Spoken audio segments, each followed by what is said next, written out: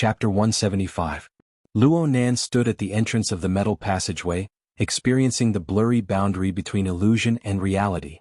Nina's upper body appeared on his retina. Explorer Luo Nan, you need to make a short jump in order to infiltrate the planet's defensive perimeter. Please enter the jump pod.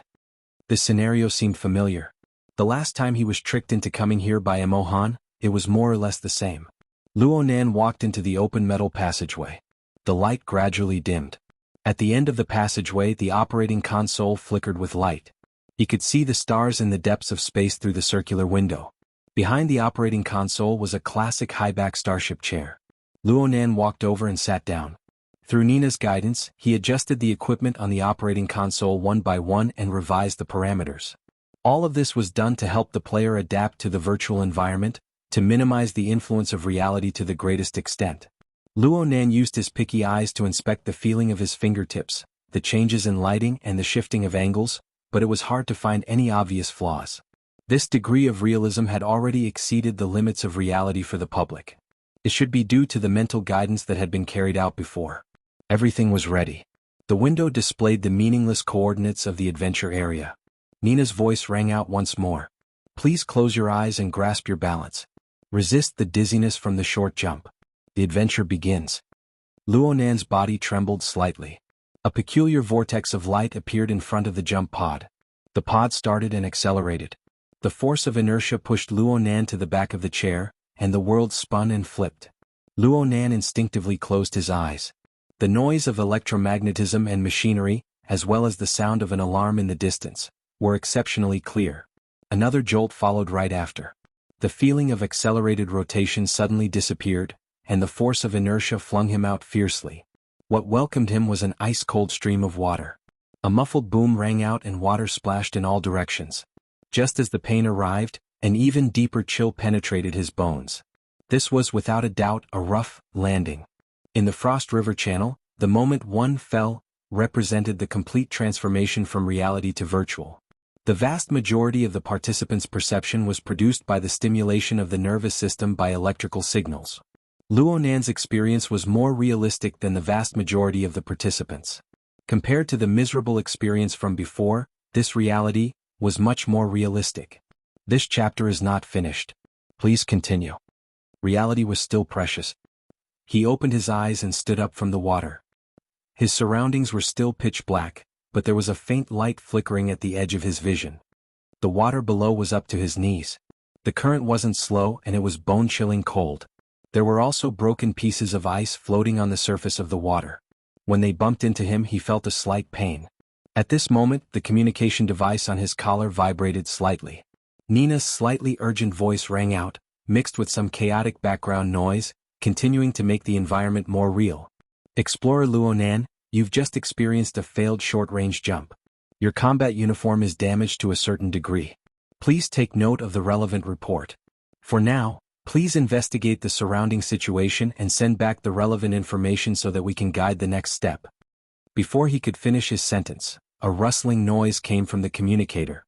A strange voice said, "Welcome to the Frost River Bar. Please follow the waterway all the way. We have prepared wine for our guests to warm up." Nina's voice cut in again, "It seems that there are other people here. You can go on an unplanned adventure. Please take note." From the information sent back, the water of the waterway has been mixed with a strange substance. The water temperature has already reached below freezing point. Please move your body to avoid freezing. From this moment on, the challenge of the Frost River waterway began. According to the rules of Frost River reality, the winner of the challenge would enter the Frost River Bar, obtain a prize, leave their game ID and enter the global rankings. Luo Nan just didn't know what the result of this ability user version would be.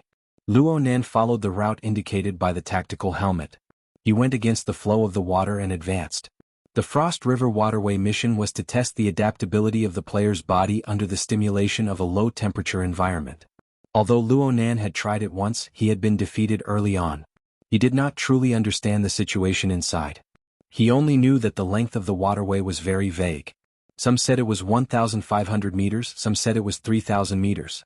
Frost River reality had never released the actual data, but it was clear that the waterway was divided into 3 sections. In other words, there were 3 levels of difficulty. The first phase of entering the waterway was about 500 meters. The test was whether the player could maintain the activity of the body under the stimulation of the cold. The middle phase was 500 to 1,000 meters. It involved techniques such as holding one's breath, diving, underwater recognition, and so on. As for the final phase, the length was not determined. This chapter is not finished. Please turn the page. It involved extremely high-level techniques. It was a test for professional extreme survivalists. Last time, Luonan was only able to persist for 100 meters. He could not endure it and was kicked into protective mode. His result was quite embarrassing. The overall trend of the Frost River waterway was downward. After passing 10 meters, the depth of the icy water began to gradually increase. Soon it reached his waist. The icy water flowed with a gurgling sound. Walking in it was a difficult task, especially with the permeation of the cold. It numbed one's senses, making it very easy for a situation to occur. Luonan took a deep breath. Back when he walked in the Frost River waterway, he lost all feeling in his lower body the instant the icy water reached his waist. This time it seemed to be more or less the same. This had nothing to do with the quality of the body. Instead, it was highly related to the sensitivity of the nervous system. The only difference was that Luonan was a bit muddle-headed last time. He was very sensitive to stimulation, but he did not know where his sensitivity came from. Right now, he could clearly feel that external stimulation acted on the cold receptors of his skin, forming nerve impulses that entered his central nervous system. They were conducted all the way to the temperature regulation center of his hypothalamus. His clairvoyance of the state of his body had already entered a level that ordinary people would find it hard to reach. It was a bit strenuous to cut into the cellular scale of the human body with a sensitivity of close to 1/10 millimeter, but when combined with his personal perception, he was still able to grasp a general outline. But this way, the amount of information that needed to be processed increased substantially. A sense of exhaustion quickly assaulted him, and his rapidly decreasing body temperature increased the rate at which his energy was being consumed. Next, his legs went soft and he fell into the water. He had the helmet to protect him so he did not choke. But the torrent of ice wrapped around his helmet smashed over with tinkling sounds. The icy water overflowed into his damaged combat uniform, and the chill penetrated deep. The excessive stimulation caused his blood to flow back. His body instinctively prioritized protecting his internal organs. His hands and feet quickly became numb, making him lose the ability to move. There was a boom and the sharp, enormous ice smashed against his head. The helmet was damaged and the icy water seeped through. Luonan choked to death and his vision blurred. His consciousness became a bit fuzzy. Nina seemed to say something next to his ear, but he was no longer able to hear it. By the time his consciousness recovered, Luonan had already returned to the high-back starship chair he was in before the jump. As expected, he failed the Frost River Waterway Challenge. Chapter 176. Luonan leaned against the back of the chair. His hands and feet were powerless for a time. His body needed a certain amount of time to adjust to the changes in the external stimuli. Right now, a hologram was erected in front of him. The central region was a playback of the video. It displayed the details of his actions in the Frost River waterway from multiple perspectives.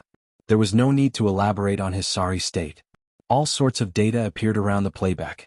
Many of them were specialized terms. Luonan didn't really understand them.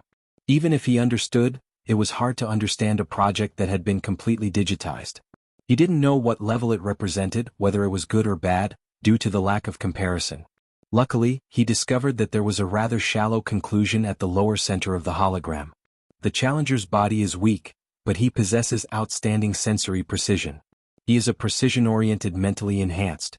However, he lacks the corresponding information processing skills. He lacks control over his body. He remains in the instinctive stage. Information processing skills? Control? Luonan recalled the experience he had just experienced. He had received a lot of information, but that was all.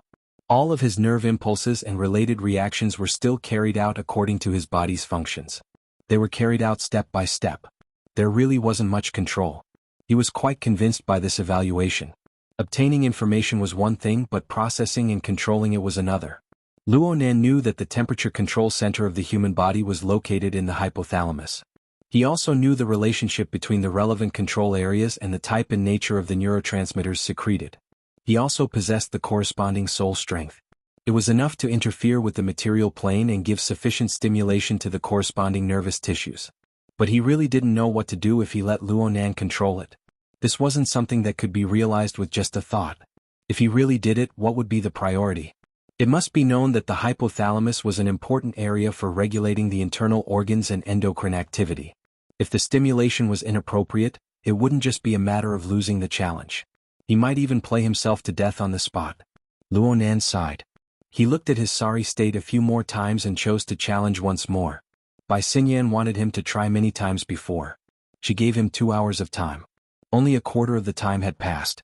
He still had to practice. The problem was that nothing much had changed when he entered the Frost River waterway once more. The icy water of the Frost River waterway was fine. Please continue to the next page. What gave Luo Nan a headache was the rapid flow of water and the enormous chunks of ice that came crashing down from time to time, as well as other debris. Under the influence of the numbness caused by the cold, Luo Nan simply didn't have the leeway to dodge. He could only fail again and again. Luo Nan's dispirited thoughts were accumulating. He wasn't afraid of failure, but he was very vexed by the feeling of powerlessness that came from being unable to fix his own problems. He had practiced a few times, but he collapsed in the first 500 meters every time. It was the same problem every time. What was the point of trying again? The accumulated emotions had already caused his soul strength to go a bit out of control. Luo Nan simply chose to withdraw. The sealed magnetic cabin opened, and the luxurious high-back chair was restored. Luo Nan sat on the chair and was stunned for a moment. He smashed the armrest heavily and ignored the system notification. He took off his helmet and prepared to take a good breath. But the moment he took off his helmet, all the indicator lights around the high-back chair he was sitting on went off. The guide, Nina, disappeared, but the lights in the room lit up. The atmosphere of business was completely destroyed. His wristband vibrated again and the system prompted, "You have voluntarily exited the system. Temporary authority has been turned off." Luo Nan was stupefied. He looked at his watch again. Not even half of the 2-hour time limit had passed. He just wanted to take a breather. Who would have thought that the system would turn off so simply? This kind of authority was really too much of a scam. Looking at it from another angle, that Ms. Bai probably didn't plan on giving people the option to rest midway? From the looks of it, that person's temperament wasn't that easy to deal with. Luo Nan's heart spontaneously gave birth to vigilance. He was like a mischievous student facing a strict teacher. And very unfortunately, he did a terrible job on the first assignment that this teacher assigned. His first impression of her had probably been completely destroyed. Luo Nan was a bit troubled, but it was too late for regrets now. The temporary authority had failed, and the illuminated lights revealed a sense of alienation. He could only leave. At this time, the automated mechanical platform rotated to his side. This meant that he had to leave the special tactical helmet behind. Luo Nan was a bit reluctant to part with the helmet when he thought about the difference in experience. This made the regret in his heart grow a step further. Luo Nan hesitated for a moment. He didn't return it for the time being. Instead, he walked back to the scanning area and picked up the other helmet that was placed there. He grabbed one helmet in each hand. "This chapter isn't finished. Please turn the page." He waved his hands. On the surface there was really no difference between the two.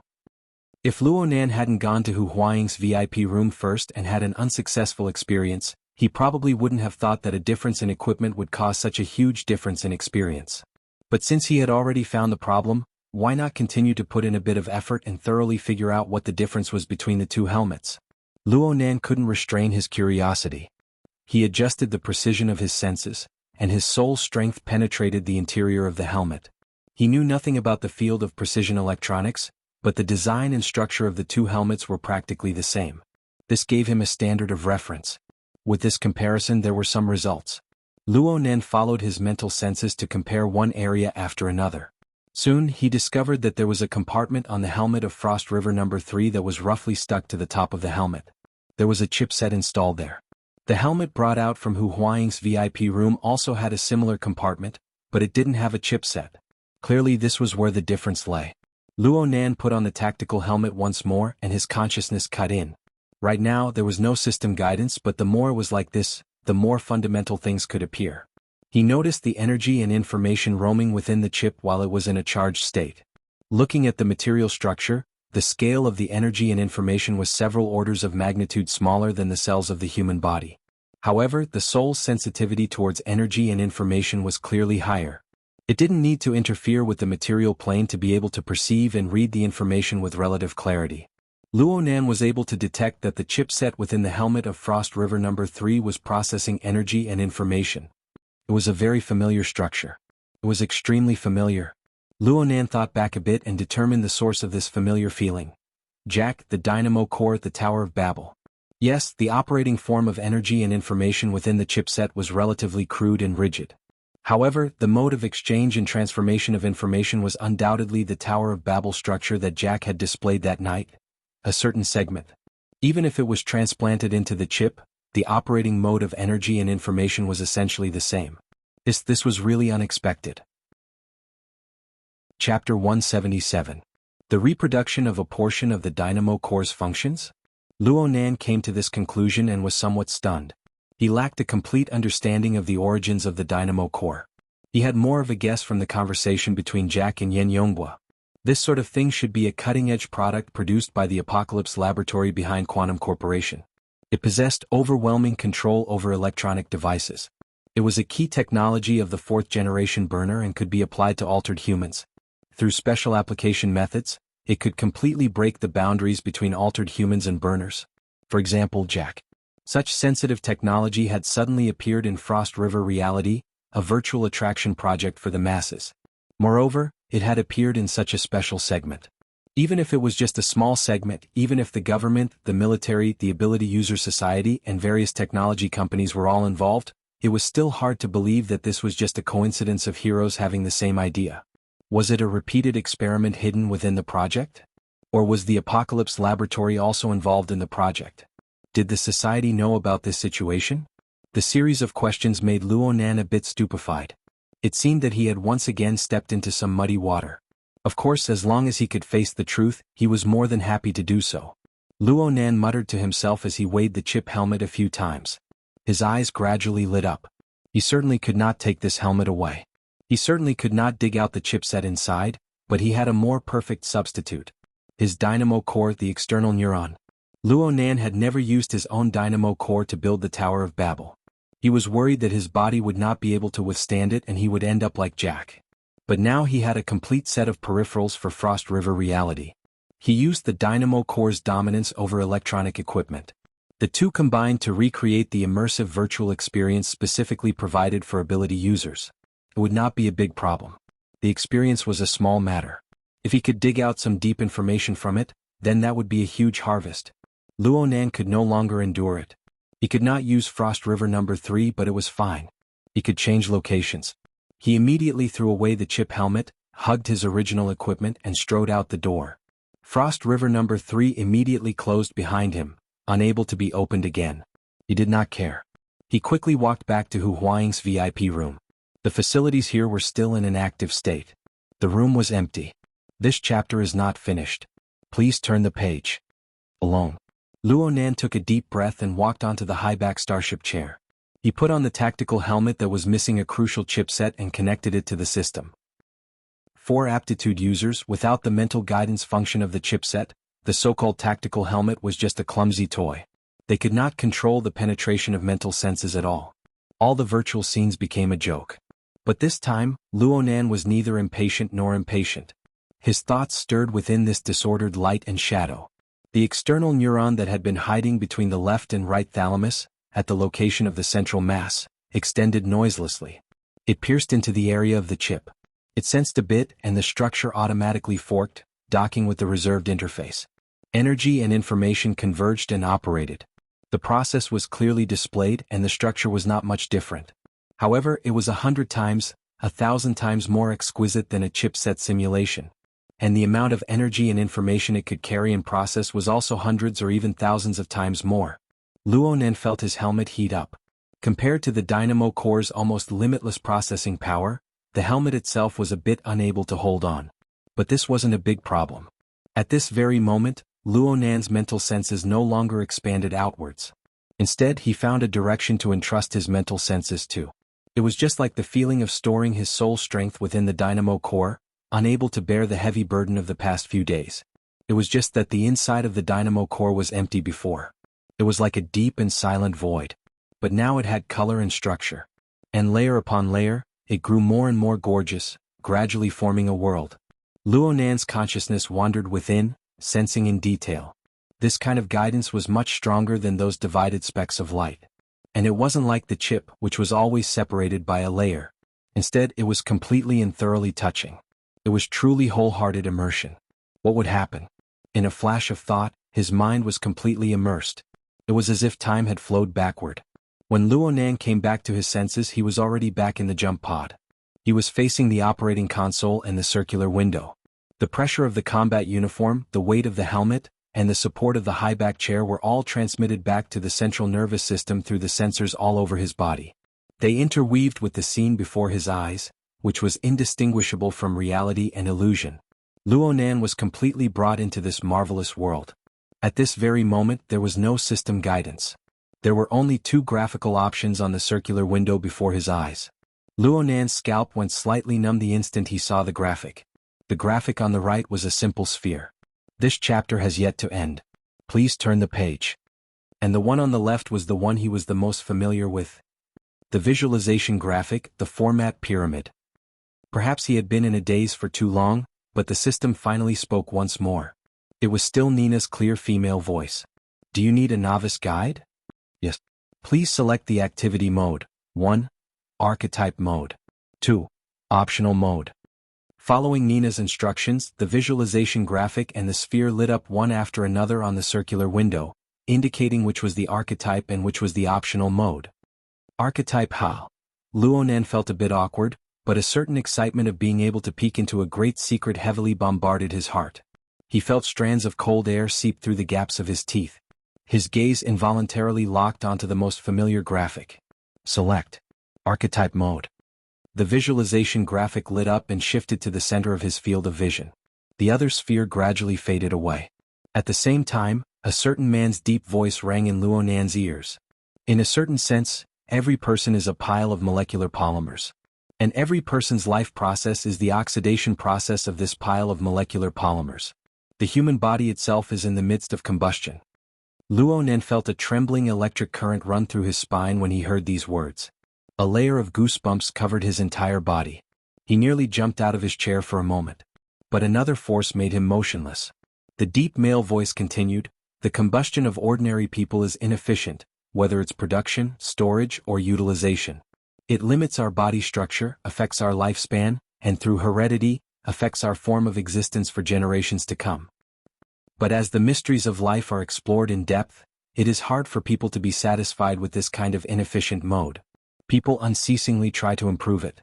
Muscles, bones, internal organs, nerves, genes, consciousness. Traces of technological transformation are left behind in every domain. Yet they are fragmented and not systematic. This continues until people choose a completely new structural system to truly integrate the fragmented results together. The visualization graphic enlarged in Luo Nan's field of vision. Countless lines interweaved, outlining the outlines of bones, internal organs, nerves, and muscles. Then they pieced together to form a complete human body. The human body was placed within the visualization graphic and sat majestically. This is the burner that transcends human tradition. This is the embodiment of a certain direction of evolution. Chapter 178. Luo Nan experienced another failed teleportation and returned to the Frost River waterway with a rumbling sound. The rapid flow of water and debris flooded his body, bringing a bone-piercing chill. Luo Nan did not immediately stand up. Instead, he pressed his head, which was wearing the tactical helmet, into the water. He used the cold and rapid flow of water to clear his head. When he decided to use the dynamo core to replace the chipset and connect with the frozen star system of Frost River reality, it was hard for him to imagine that he would dig up information to this degree. It turned out that the temporary authority Bai Xinyan gave him did not touch upon the core of this virtual reality project. It was only when the antennae of the external neuron touched upon the lowest level of the frozen star system that he was able to see its deep mysteries. Simulating a burner. A burner simulator. Frost River reality, which was loved by young people, had this kind of function. This was completely within reason. The government and the military were involved, and it was a huge project like virtual reality. It was very normal to borrow the chicken to lay the egg, to do some model construction, actual combat deduction, and so on. However, this kind of optimization that was specifically targeted at ability users and burners, as well as the technological methods used, really made one's imagination run wild. Luo Nan was already used to skipping over the familiar plot guide, so he did not pay too much attention to it. He just pondered over his current state, wanting to see what was different in the end. Suddenly Nina's warning streaked across his ears. Please pay attention to the internal energy reserves of the archetype format. Allocate your energy properly and avoid freezing. The lines changed? Luonan suddenly realized something. He still remembered that Nina's guide process was to indicate that his combat uniform was damaged and that the water in the waterway was abnormal. Then she said, "Please move your body sufficiently to avoid freezing." What the hell was this internal energy reserves that suddenly popped out? The scene on his retina changed as this thought flashed through his mind. A thick, white U-shaped symbol appeared in the lower left corner, reminding Luonan of his attention. When Luonan's gaze was focused on the U-shaped symbol, the deep and low background explanation rang out once more. Through the introduction of the archetype format, burners transcend the traditional inefficient combustion mechanism of humans. They fully convert and utilize the internal energy of the human body to obtain a higher utilization efficiency. When the explanation rang out, the U-shaped symbol changed color. It changed from its initial white color to red, orange, and green. If this chapter is not finished, please turn the page. Red, blue, purple, and then return to the original white. During this period, the colors in the U-shaped logo kept rising and falling, revealing the most important information in a visual way. Luonan combined the relevant text with the explanation and soon understood the meaning within. Burners could utilize the archetype format to continuously transform, store, and increase the internal energy of the human body. The water level, within the U-shaped symbol, was the amount of internal energy reserves that could be utilized. And the color changes of the spectrum were the energy forms arranged from low to high efficiency. There were a total of 6 levels. It was obvious that when a burner's internal energy reserves were very close, the key factor that determined the level of their abilities lay in the form of energy. C. The chemical energy, naturally generated in the body of a strong man weighing 100 kilograms combined with the mechanical energy, produced by his muscles, was a joke compared to the antimatter annihilation reaction, created by a strand of a baby's fetal hair. Of course, this comparison itself was a joke. But this was the secret of the burner's power, or at least a very important part of it. Luonan stood up straight. The ice-cold water continued to wash over him without end, causing the temperature of his body to rapidly decrease. He didn't move. Instead, he waited. Where was the internal energy reserves? Where was the archetype format? Even though his body was within a game system, Luonan didn't believe that he was simply playing a game. The so-called internal energy reserves and archetype format shouldn't be concepts set up by the game. They shouldn't be labeled as data. There must be some sort of concrete experience, even though the method he used to enter this place wasn't very standard. Busy. A strange noise rang out. The scene displayed on Luonan's retina and the background explanation by his ear became a bit fuzzy. It was clear that there was a strong interference. The interference passed in the span of a second or two. But whether it was the background explanation or Nina's system guidance, there was no follow-up. There was only the singing that came from the radio waves of the Frost River bar in the distance. It mixed with the clamor towards Luonan, who was within the waterway, and it called out, "I used the fine wine of my memories to fan the flames, to solidify her within the layer of ice." Luonan could feel the top of his head lightly vibrate amidst the cold and intermittent singing. A numb and crisp feeling spread from top to bottom, layer by layer, from the top of his head. Please continue to the next page if this chapter doesn't end. It gradually spread to his shoulders, neck, chest, back, waist, and legs. In the end, it converged to the soles of his feet. During this time, his brain, spinal cord, and even the 12 pairs of cranial nerves and 31 pairs of spinal nerves all transmitted fine feedback. Moreover, this spurred the nearly 1,000 bones, muscles, and even the billions of blood vessels and fibers in his entire body to form an innumerable signal that was transmitted back to the central nervous system of his brain. Luonan wanted to distinguish these signals one by one, to clearly understand the meaning contained within, and to instantly make the correct response. Even if Luonan's brain was transformed into a supercomputer, he still wouldn't necessarily be able to do it. But when these signals swarmed over and circled around the external neuron, they instantly separated into a marvelous order. Some were a bit stronger, some were a bit weaker. Some were a bit more urgent, some were a bit more relaxed. If Luonan were to clarify their respective positions and arrange them in a dense manner, it would be like drawing. Different shades of lines and shadows would instantly combine to form a direct and deep structural whole. Next, Luonan's consciousness naturally sprouted, directly embedding itself into the center of gravity that dominated the structural balance. Driven by some marvelous thought, Luo Nan sat back down in the water. He assumed the double-coiled body posture and his entire body was fixed at the bottom of the river. From the top of his head to the two sides, his shoulders, his elbows, and his knees formed two perfectly straight diagonal lines. They connected to the bottom of the river, forming a stable pyramid structure. The rapid scouring of the water pounced onto his head in an instant. The powerful pressure from the outside world was transmitted in layer by layer, transforming into energy and information.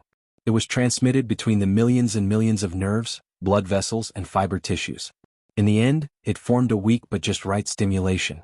It was like a tiny spark that was thrown into the center of gravity where Luo Nan's consciousness was located.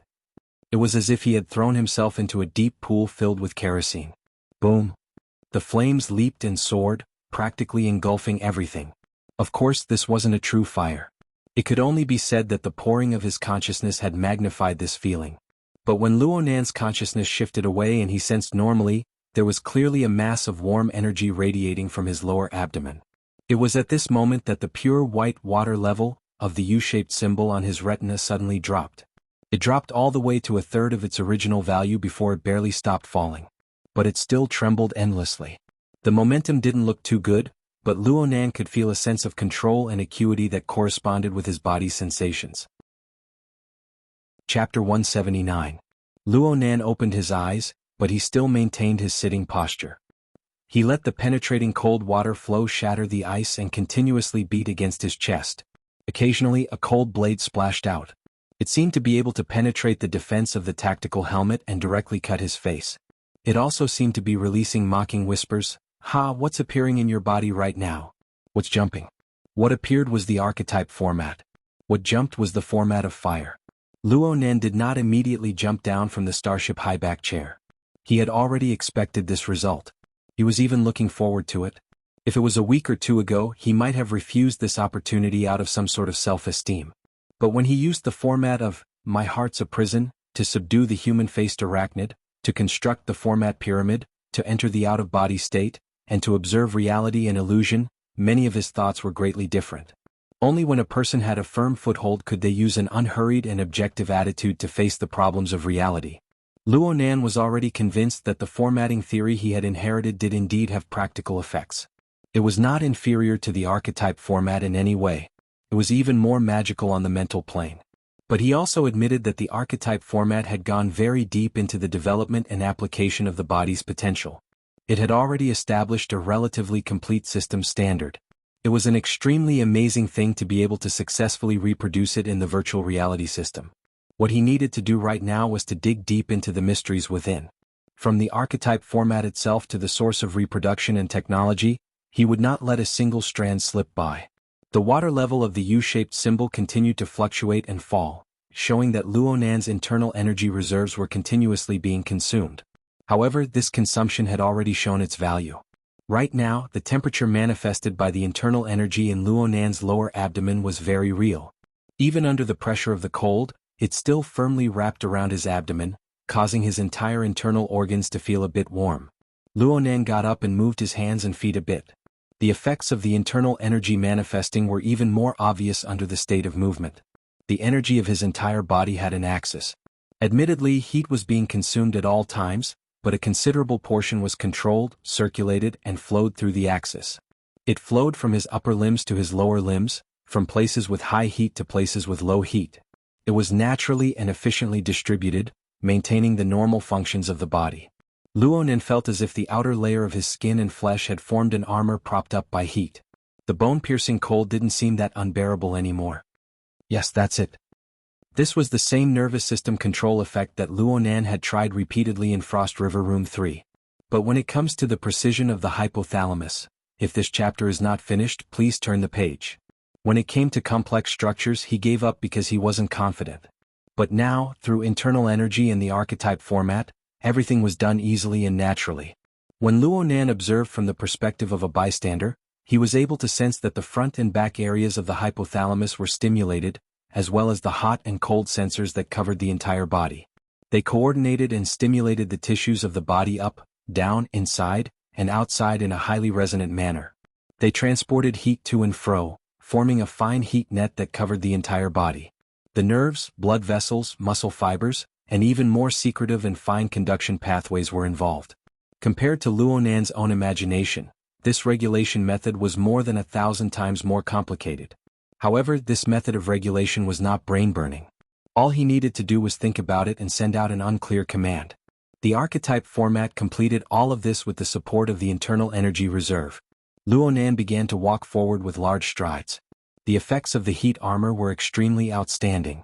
Even though the water level of the waterway gradually rose and the surface of contact between the ice water and his body grew larger and larger, his body's reactions became more and more sensitive. He could easily avoid the enormous floating ice that was washed down by the rapid current. He could also feel the rapid and unstable undercurrents, controlling his body in time to maintain his balance. Soon he walked 200 to 300 meters away, far exceeding all previous records. It's really important to have a good software. Luo Nan suddenly felt a bit emotional. Because of the existence of the archetype format, he didn't need to directly face the complex and precise nervous system. Instead, he could use his internal energy to control it and realize idiot-like operations. He could focus more of his energy on responding to external stimuli.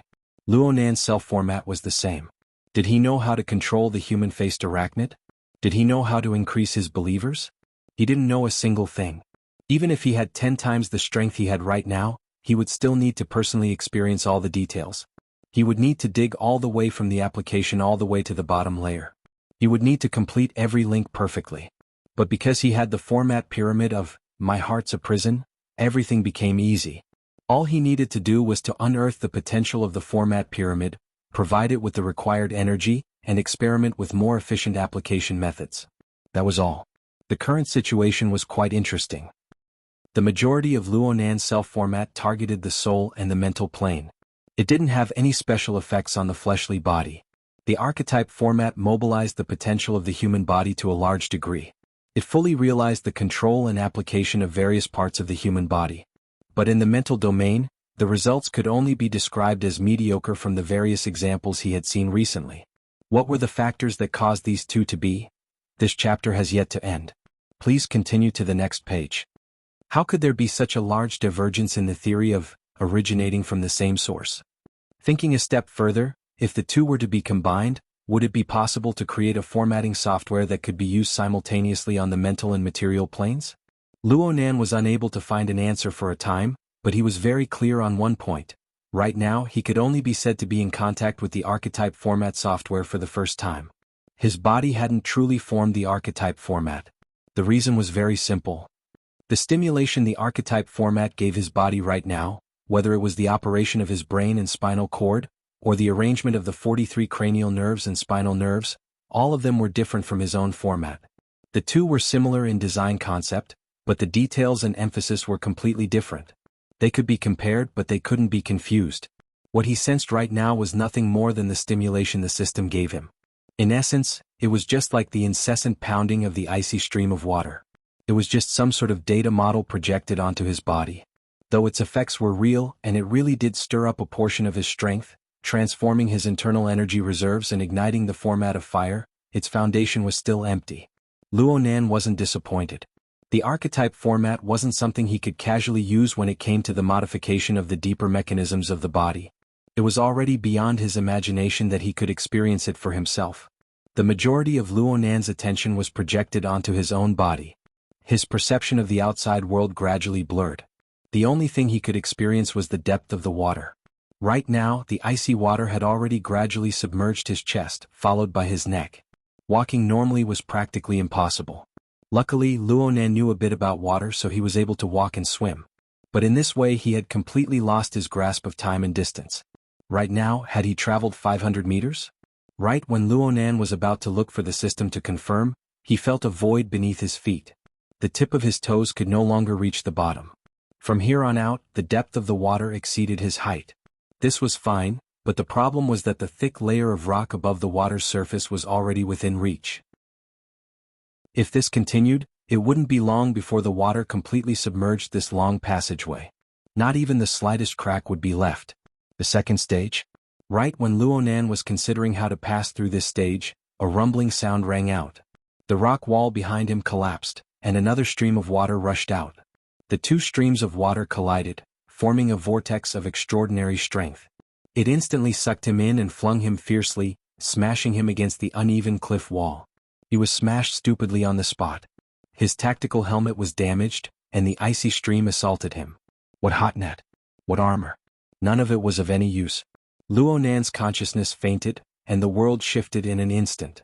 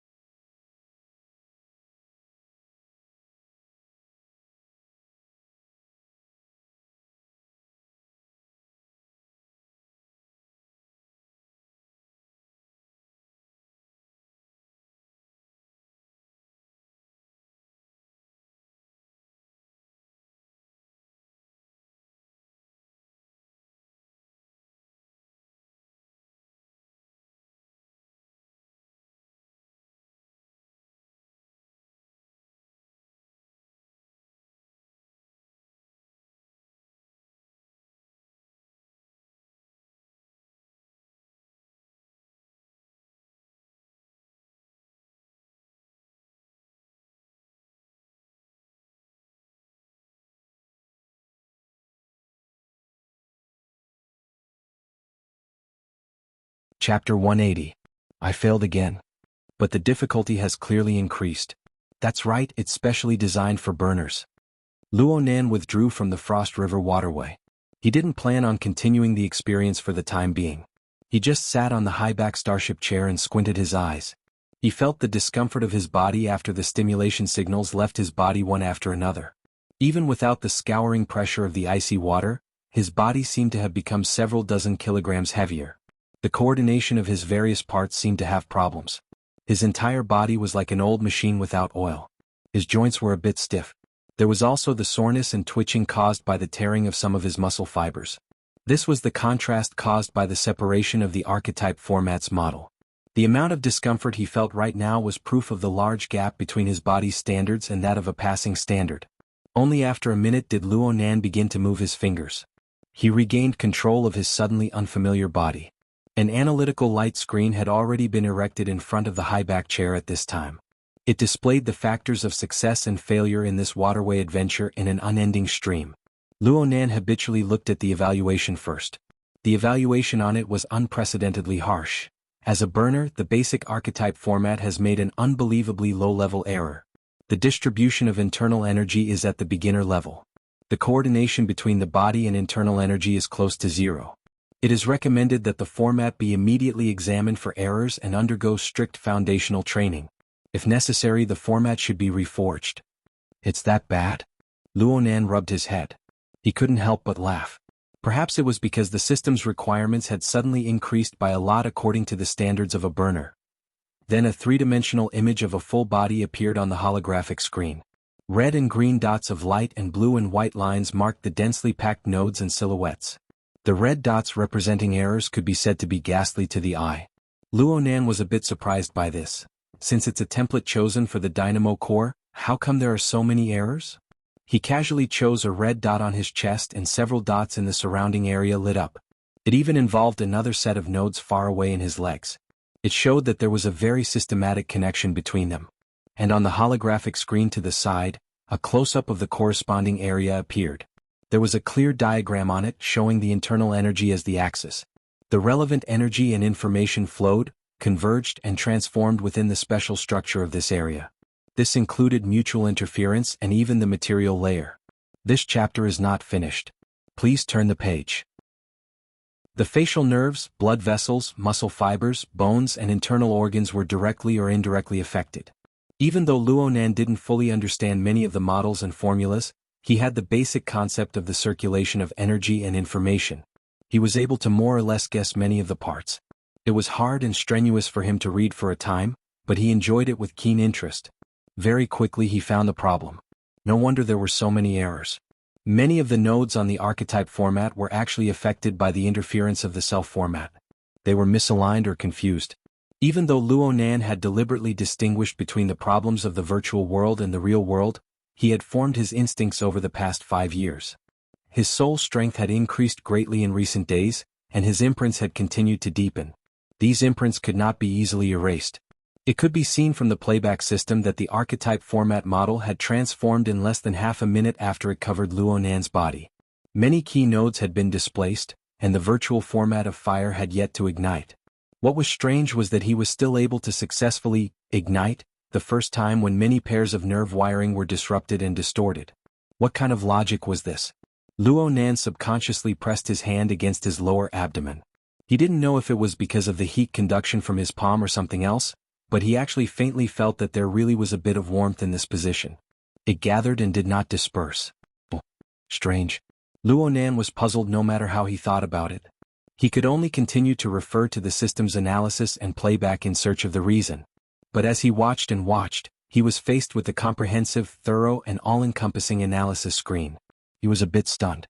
Just this error correction system alone was something that his current family workshop style of research on the format was absolutely incapable of reaching.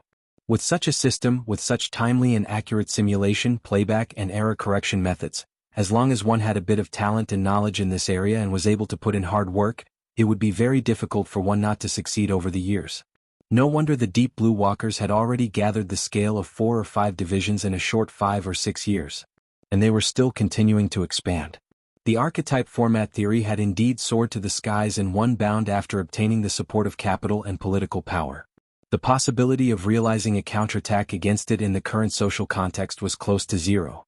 As expected, I can only expand my influence in the ability user society. This chapter is not finished. Please continue to the next page.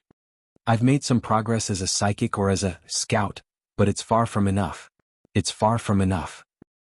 Luo Nan was a bit distracted. It was also at this time that his wristband vibrated. He received a call. It was Emochio. Third brother? Nestor, where are you? Emochio went straight to the point. Luo Nan was a bit startled. I'm upstairs. Where are you upstairs? Forget it. You can come down now. Actually, Emochio didn't care where Luo Nan was. He let out a long breath when he got through to him. Come to the guide desk in the reception hall. I'll wait for you here. Third brother, what's going on? It's nothing. Peng 17 just played with fire and overreacted a bit. I think it's best to go home and rest early. Hurry up and come down. Okay. The two hung up and Luo Nan frowned. This third brother Chio was clearly lying. His words contained a forceful calmness. He probably didn't want a kid like him to worry. But the nervousness in his words had long since sold him out. What happened? Luo Nan's mind spun a few times, but he didn't tarry. He took off his peripheral equipment and walked out of the VIP room. As he was about to close the door, he remembered that Hu Huaying was the one treating. According to etiquette, he should at least give her a heads up. But he didn't give her a way to contact him. Luo Nan shook his head and walked quickly to the elevator. Not long after, he saw the two pretty guides. The long-haired and short-haired guides revealed sweet smiles.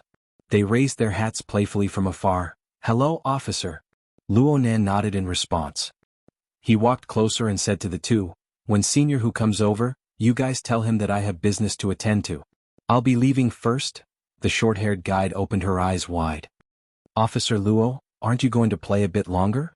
It hasn't even been an hour. No, I have business to attend to. Luo Nan nodded to the two and walked toward the elevator. The two guides looked at each other when they saw Luo Nan's hurried appearance. They bowed in unison. We will definitely pass on your message. The elevator's door rang and opened to the side. Luo Nan was just about to enter when he saw 4 or 5 people walking out, laughing and laughing. They all looked drunk. One of them was Hu Huaying. Chapter 181. Luonan saw Hu Huaying, and Hu Huaying also saw Luonan. This bro's heat had yet to subside. She immediately staggered forward, patted Luonan's shoulder, and hugged him. "Junior Nan, what's up? Playing by yourself is boring? I just happened to bring a bunch of brothers over. Let's start the game together and play Wilderness? Or something more exciting?" "It's okay, Senior Hu. My friend has something to do over there. Let me go down. I'll be taking my leave first." Luonan was polite. He didn't want to get tangled up with this drunkard. Hu Huaying blinked her eyes. Her mind was still not clear. "My friend invited me over to play. We're all very familiar with each other. I usually play with Junping." He raised his hand, wanting to introduce them one by one, but Luonan grabbed his forearm. Luonan locked gazes with Luonan and spoke softly, "No need, Senior. There will be opportunities in the future." Hu Huaying was suddenly at a loss for words. After a few sounds, she finally knew how to respond. "That's fine too." A few other drunkards surrounded the entrance of the elevator at this time. They had long since sized Luonan up. Most of them had no interest in him, but they were more interested in the two charming guides. Luonan gave Hu Huaying another nod. He turned his body and squeezed past this group of people. The person in the middle was probably drunk to the point of numbness. His body wasn't nimble. He bumped into Luonan's shoulder and staggered. His eyes widened as he wanted to flip out, but he was pulled away by the person beside him, making a path for himself. It wasn't Hu Huaying who pulled him away but another acquaintance. Luonan's gaze swept over to that side and he saw Lu Tao's scholarly face wearing glasses. It could be seen that this person was probably the most clear-headed out of all of them. Seeing Luonan shift his gaze over, Lu Tao lightly adjusted his glasses. The corner of his mouth twitched as a greeting, but his expression was a bit stiff.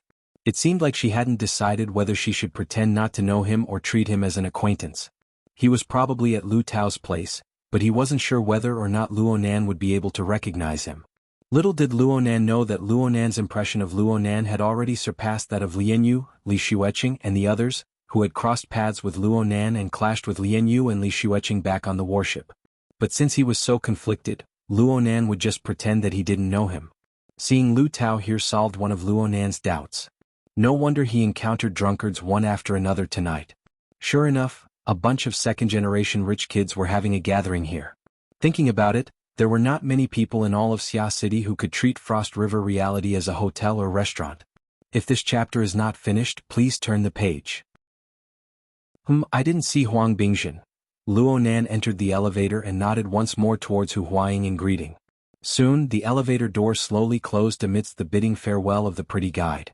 Lu Tao watched as the metal doors of the elevator closed. He confirmed that Luonan couldn't see him anymore.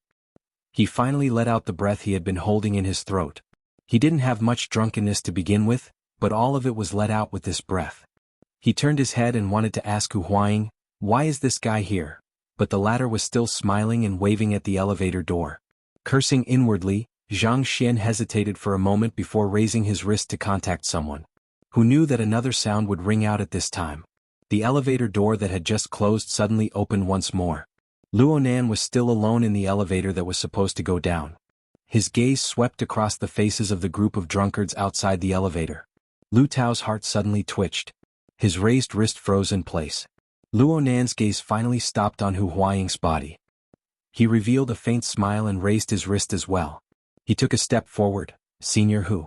Leave me your contact details." Hu Huaying was baffled. She slapped her head when she heard this. "Look at my brain. Come. Let's add each other as friends. Let's keep in touch when we're in school." The two's wrists lightly touched and they added each other as friends on their wristbands. Hu Huaying enjoyed Luonan's display of goodwill. She patted Luonan's shoulder a few times. Luonan smiled as he accepted it, but he wasn't in a hurry to retreat. His gaze swept around and inexplicably locked onto Lu Tao's face. At this moment, Lu Tao looked straight into Luonan's eyes. Lu Tao's heart seemed to suddenly stop beating the moment his gaze made contact with those unclear pupils. He clearly knew that this reaction was too clumsy. He wanted to adopt a natural posture, but how could the instinctive reaction of the human body be controlled just because he wanted to? Lu Tao didn't know what kind of expression he had right now. He could only see that Luonan's gaze was fixed on his face. The smile he gave to Hu Huaying was still there, but he felt that something was wrong. Luonan's gaze moved down approximately half a second later. Luonan's eyes seemed to have a magnetic force. Lu Tao unconsciously moved down as well, just in time to see his own raised arm. In an instant, it was as if his arm had been branded by a red-hot branding iron. He suddenly pulled back and struck his own chest. Luo Nan's voice didn't fluctuate in response to this utterly terrible reaction. Senior Lu, let's add each other as friends? This chapter has yet to end. Please turn the page. Okay. Lu Tao didn't even know what he was saying. He watched Luo Nan's arm move forward. He was like a marionette as he moved his arm forward. A slight vibration indicated that the two had finished adding each other as friends. On the other side, Hu Huaying's somewhat blank eyes hooked back. She said vaguely, "You guys know each other?" When these words entered his ears, it was as if Lu Tao had been struck by lightning. He was stupefied on the spot. Luo Nan acted as if nothing had happened. He retreated back into the elevator and answered simply, "We've seen each other quite a few times last week. See you seniors." The elevator door closed once more and the number indicated that it had gone down. At this time, the other three people that Luo Nan had ignored began to come back to their senses. They were both baffled and annoyed. Someone said, "This fellow is quite arrogant. Where did he come from?" Lu Tao was already unable to hear Hu Huaying's reply clearly. His mind was a bit absent-minded right now. He raised his wrist and the contact list interface still displayed Luo Nan's name. He scrolled forward and saw that the contact he had just tried to make was not too far away. At this very moment, the wristband that was as light as a feather was clearly pressing down on his wrist. No. That fellow actually isn't that amazing. Lu Tao did his best to recall last week's incident at the restaurant. Luo Nan's miserable appearance when Yen Yonghua had casually soaked him. But in the end, all the images returned to the depths of Luo Nan's mottled pupils. The demonic and cold colors suffocated him to the point where he nearly suffocated. Lu Tao couldn't help but smack his head. F***ck me. Your brain is broken. You think you're smart. Taoster? What are you doing? Hu Huaying had a baffled expression on her face. I didn't know that you and Luo Nan were in contact. Did you also get to know him through Brother Ping?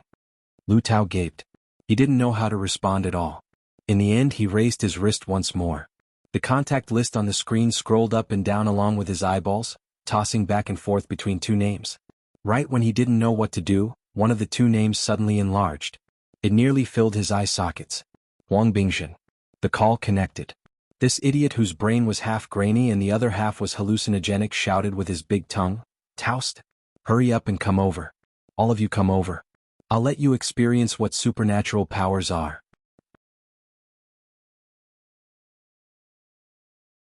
Chapter 182.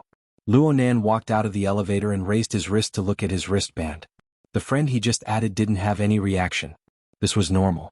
He didn't expect a bit of psychological suggestion to be able to completely subdue the scheming Lu Tao. The various neurotransmitters on the material plane of the human body were encoded and encrypted. It was impossible for Luo Nan to see through all of Jack's thoughts with a glance and even affect his thoughts and emotions.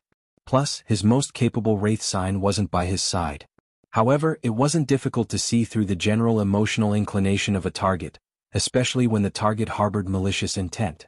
Luo Nan didn't pay much attention to Lu Tao in the beginning. He could only blame his own guilty conscience. His series of actions were filled with awkwardness, especially when the elevator doors closed for the first time. Lu Tao looked as if he had been relieved of a heavy burden. Lu Tao certainly didn't know that Luo Nan didn't need his eyes to observe. Next, he just needed a bit of simple logic. Luo Nan thought about how Lu Tao perfectly avoided the limelight after his conflict with Huang Bingjin and how he promptly showed himself. Luo Nan could roughly guess that Lu Tao must have discovered Luo Nan when he was spying on Huang Bingjin. It didn't matter if Lu Tao was helping Huang Bingjin vent his anger or if Lu Tao had some other goal. Lu Tao definitely had bad intentions. Luo Nan naturally gave Lu Tao a bit of psychological suggestion in return. Under the overwhelming superiority of the mental plane, the consequences of this bit of psychological suggestion depended on Lu Tao's choice.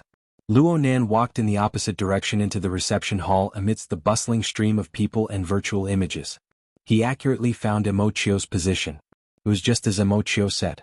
He was waiting in front of the guide desk in the reception hall. But what was different from what Luo Nan had expected was that this third brother of his was all by himself. There was not a single person by his side. Even his target of friendship, Tianxi, was nowhere to be seen. Luo Nan squeezed through the stream of people and greeted, "Third brother, where are Mo Peng and the others?" Emochio didn't give a direct answer. He just forcefully put on a calm expression.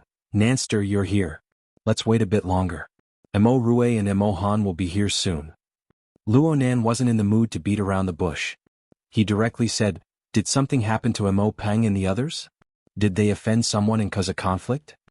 Luo Nan saw Emochio's stupefied expression as soon as he spoke. Luo Nan confirmed that he had hit the bull's eye. Emochio's first reaction was, Emo Peng contacted you? Luo Nan spread his hands, I'm just guessing. At this moment, Luo Nan's mature behavior made Emochio overlook Luo Nan's age. He also forgot the so-called elder brother style that he had been trying to put on to comfort Luo Nan. Emochio unconsciously sighed. Actually, Emochio also felt quite wronged. He really didn't know the specifics of the situation. When it happened, he was chatting with Tianxi in Area C. By the time he received the news and rushed over, it was already too late. It seems like Emo Cheng's team was provoked when they were practicing. Both sides engaged in a virtual battle and they fought for real. Players from both sides were forced to go offline due to excessive stimulation, and then it turned into a real fight. This wasn't a big deal. In competitive games, challenges and provocations were a part of the game. In the case of high degree of realism, it was common for hot-blooded young people to be unable to hold back their anger and turn virtual confrontations into real-life PK. Generally speaking, a large amusement park like Frost River Reality would always have corresponding control measures to prevent the situation from worsening. However, today was a strange day. When Emochio received the news and rushed over, the conflict suddenly intensified. Emo Tao, Emo Peng, and even Tianqi, who were not part of the team and did not really fight before, were all involved. It truly became a group fight. The scene of intense loss of control was captured by the public security monitoring system of the public place. It automatically alerted the police. Now Frost River Reality could no longer suppress the situation. Police machinery arrived on the scene and anti-riot guns were pointed at the group of young people who were high. They instantly fell to the ground. In a few short minutes, they were all carried into police cars. Right now, the police cars were parked outside. Even the police were alarmed. It really was a big scene that people always did. Huang Bingzhen's face first flashed in Luo Nan's mind, then Lu Tao's face. He felt that this method of borrowing force to fight force and easily extricate himself was more likely to be done by Lu Tao. Of course, this was just a guess. Emochio, on the other hand, had more ideas. He noticed that the people who provoked them looked like gangsters. He was afraid that there would be gangsters involved, so he first found a few of his companions who were scattered in the amusement park to ensure their safety. No matter what, this night was destined to be terrible. At this time, Emo Rue, Emo Han, and Qin Xiaolin hurried over. The three girls had gone to play the Uncanny Valley game together. They were not with the main group, so they were able to avoid the conflict. But Qin Xiaolin, who was not a man, was taken into a police car because she participated in the gang fight. Emochio saw Qin Xiaolin approach and felt a headache. He did not know how to explain and comfort her. In the end, Emochio could not avoid explaining the situation to the girls. But the girls' reactions were more or less outside of his expectations. The relatively quiet Emo Rue was fine, but Emo Han instantly jumped up. It must be that Huang Bingzhen. That guy doesn't look like a good person at first glance. He found someone to retaliate against us. The first thing she thought of was that rotten person. It could be seen that Huang Bingzhen's hugging action gave Emo Han a huge psychological shadow. Qin Xiaolin appeared to be even calmer. She did not panic over her sister being detained. Instead, she asked, "Have you determined who is responsible? We only know that the other side provoked us first." Emochio was helpless when he said these words. "Which police station are you being taken to?" "This. Let me ask." Right now, Tianxi was in charge of the police station. When Emochio made the call to understand the information, he suddenly felt very embarrassed. His performance in this matter seemed to have been crushed by this 16 or 17-year-old girl, Qin Xiaolin. Embarrassment was embarrassment, but it did not delay Emochio from getting back the exact information. "It's the Fudong Sub-Bureau. They'll be taken care of nearby." Qin Xiaolin nodded and turned to Luo Nan. "Leicester's father works in the city police station. He's quite familiar with them." Right, Shuele was rushing over right now. Luo Nan did not say anything. He just raised his hand toward Qin Xiaolin, indicating that the same matter did not need to be handled by two people. It was better to let these people who were more familiar with the police force communicate. However, Luo Nan shook his head in his mind when he saw Qin Xiaolin calmly mentioning Shuele. He did not believe that this exchange could redeem anything. Qin Xiaolin did not refuse. She walked to the side to talk to Shuelei. Chapter 183. Lu Tao stood in front of the luxurious room in Area A, whose specifications were second only to the VIP floor. He hesitated for a moment before finally pushing the door open and entering. The room was dim. Practically all of the lights were off. The only place with a wall lamp was the resting area in the corner. There were two scantily clad women lying there in a daze. Their bodies were intertwined and they seemed to be asleep yet not asleep. Clearly they had taken too many drugs. Seeing this scene, Lu Tao furrowed his brows. This idiot. Does he not want to mingle here anymore? Does he really think Yin Lu is some sort of madam who runs a place? Thinking about it again, Huang Bingjin not bringing the two women to the VIP area was still rational. Lu Tao tried to use this reason to convince himself. However, when he turned around and adapted to the dim light in the room, he was able to clearly distinguish the blurry silhouettes of the people in the operating area. He felt that he had gone blind. He should not have placed his hopes on this idiot. In the dim operating area, Huang Bingjin was wearing a tactical helmet. He waved his arms and his body staggered as he circled around the central area. Apart from that helmet, this bastard was completely naked. This guy is finished. Lu Tao had always believed that young masters like him, who were born with a golden spoon in their mouths, playing around with women and looking for fun was nothing. However, there had to be a limit. In this already preposterous and unbridled world, a guy who continued to pursue extreme stimulation was destined to not live long. For someone like Huang Bingjin, who indulged in alcohol, drugs, and women, he would reinvent every single one of them without restraint. Sooner or later, he would torment himself to death. In fact, he was more or less the same now. Ever since this guy joined some order in the Mystic Arts Research Society, he had forcefully found the meaning of eternity in his depraved and preposterous life. Normally he was still fine. However, once he got involved in alcohol and drugs, the circuitry of his brain would completely move towards an inhuman realm. If it wasn't for the Huang family's sponsorship of the Mystic Arts Research Society being extremely high, and if it wasn't for this fellow having an iron vote in the society, which was the crux of the bid for gear, Lu Tao wouldn't have gotten involved with this sort of person. Lu Tao was hesitating whether or not to greet this madman when Huang Bingjin let out an "ah" and knelt on the ground. First, he heavily kowtowed, then he let out a strange laugh. The laughter squeezed out from the helmet was stifling and irritating. What a pervert! Lu Tao was badly frightened by this blow, and his whole body jumped a small step back. This chapter is not finished. Please continue. This chapter is not finished. That guy knelt on the ground and turned his head to look over. The pitch-black helmet covered his face, making him look comical and eerie. Taozi, your ideas aren't very good. These guys are all very arrogant. Lu Tao didn't understand what it meant. But then the operating area was illuminated by the light of a projector. The image displayed was the situation inside an escort police car. Lu Tao. In Tao's eyes, Lu was that Tao was to be in. These were all recorded by a certain gangster's camera, allowing Huang Bingjin to observe the entire process of the conflict. This method was learned from Li Xueqing.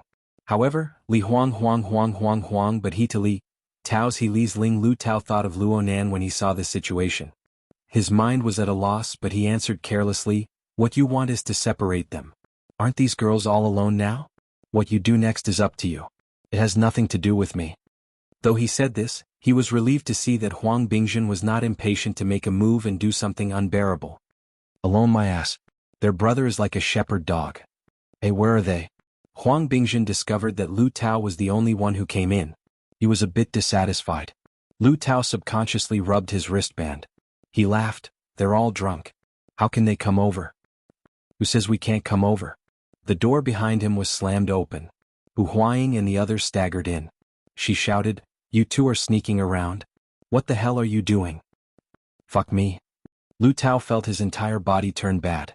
The reason why he came over secretly behind Hu Huaying and the others was because he did not want the matter involving Luonan to be exposed. He wanted to give Lu Tao some room to maneuver. But this group of drunkards came in. How could he waver? Control the situation?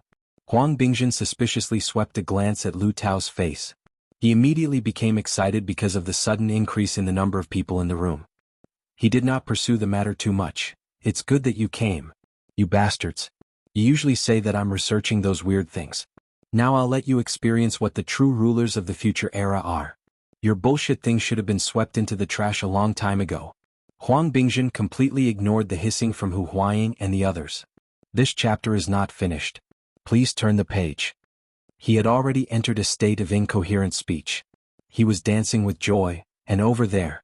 Those two over there? He was referring to the two drugged girls. The problem was that they were the ones who were truly drunk. How could they have any reaction? Huang Bingjun cursed and ran over by himself. Under the incredulous gazes of Lu Tao and the others, Huang Bingjun actually grabbed one girl with each arm and lifted the two girls over.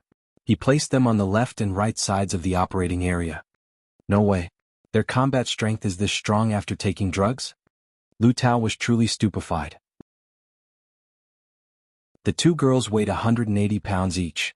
They were also in a semi-conscious state.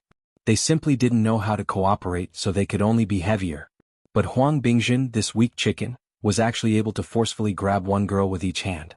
If he had this kind of strength when he clashed with Luo Nan's group, how could he have been in such a difficult situation? At the same time, Lu Tao also noticed that Huang Bingjun was quite particular when he placed the two girls. He placed them in a diagonal position. He absolutely did not place them carelessly.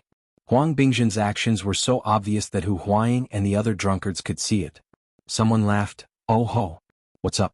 You want to play a ritual? How come I heard that a certain person can't even draw a complete magical spell even though he's been in the guild for so many years? Laymen, shut your mouths.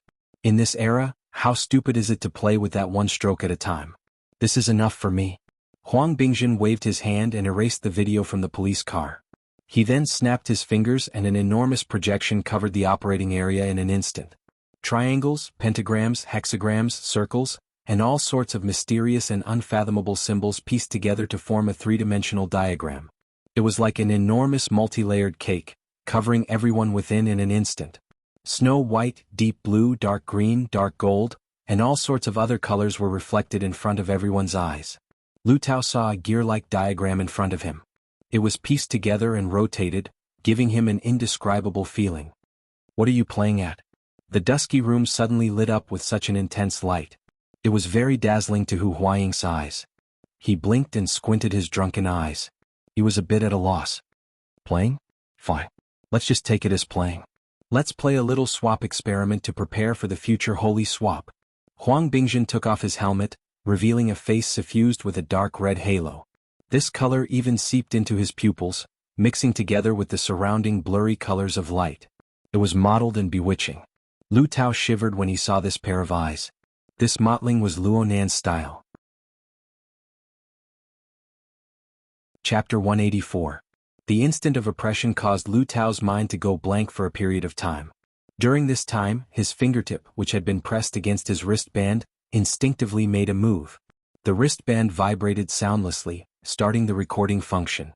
When Lu Tao regained his senses, he already didn't want to change anything. At this time he saw Huang Bingjun circling around the magical projection array, moving in a crooked circle.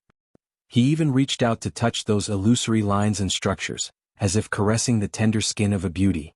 His face was filled with intoxication. Look, this is the holy space. The others in the room were dumbfounded. They couldn't keep up with this madman's train of thought. Huang Bingjun was proud of these people's performance, but at the same time he felt a little disappointed. For this reason he was willing to waste his breath to explain to these ignorant people. Do you know how it is built? Do you know what it is used for? Regardless of whether or not the others wanted to hear, Huang Bingjun continued to dance. The holy space is a mysterious domain that realizes exchange. Here, you can give up one thing and use it to exchange for another thing of equal value. This way, you can exchange for what you need and obtain the most perfect, most exquisite balance in the universe. Thanks to the blessing of the technological era, we only need one thing to build such a wonderful domain. What is it? What is it? Huang Bingjun's finger pointed at Hu Huaying, Lu Tao, and the others, not letting a single one go. But no one interacted with him.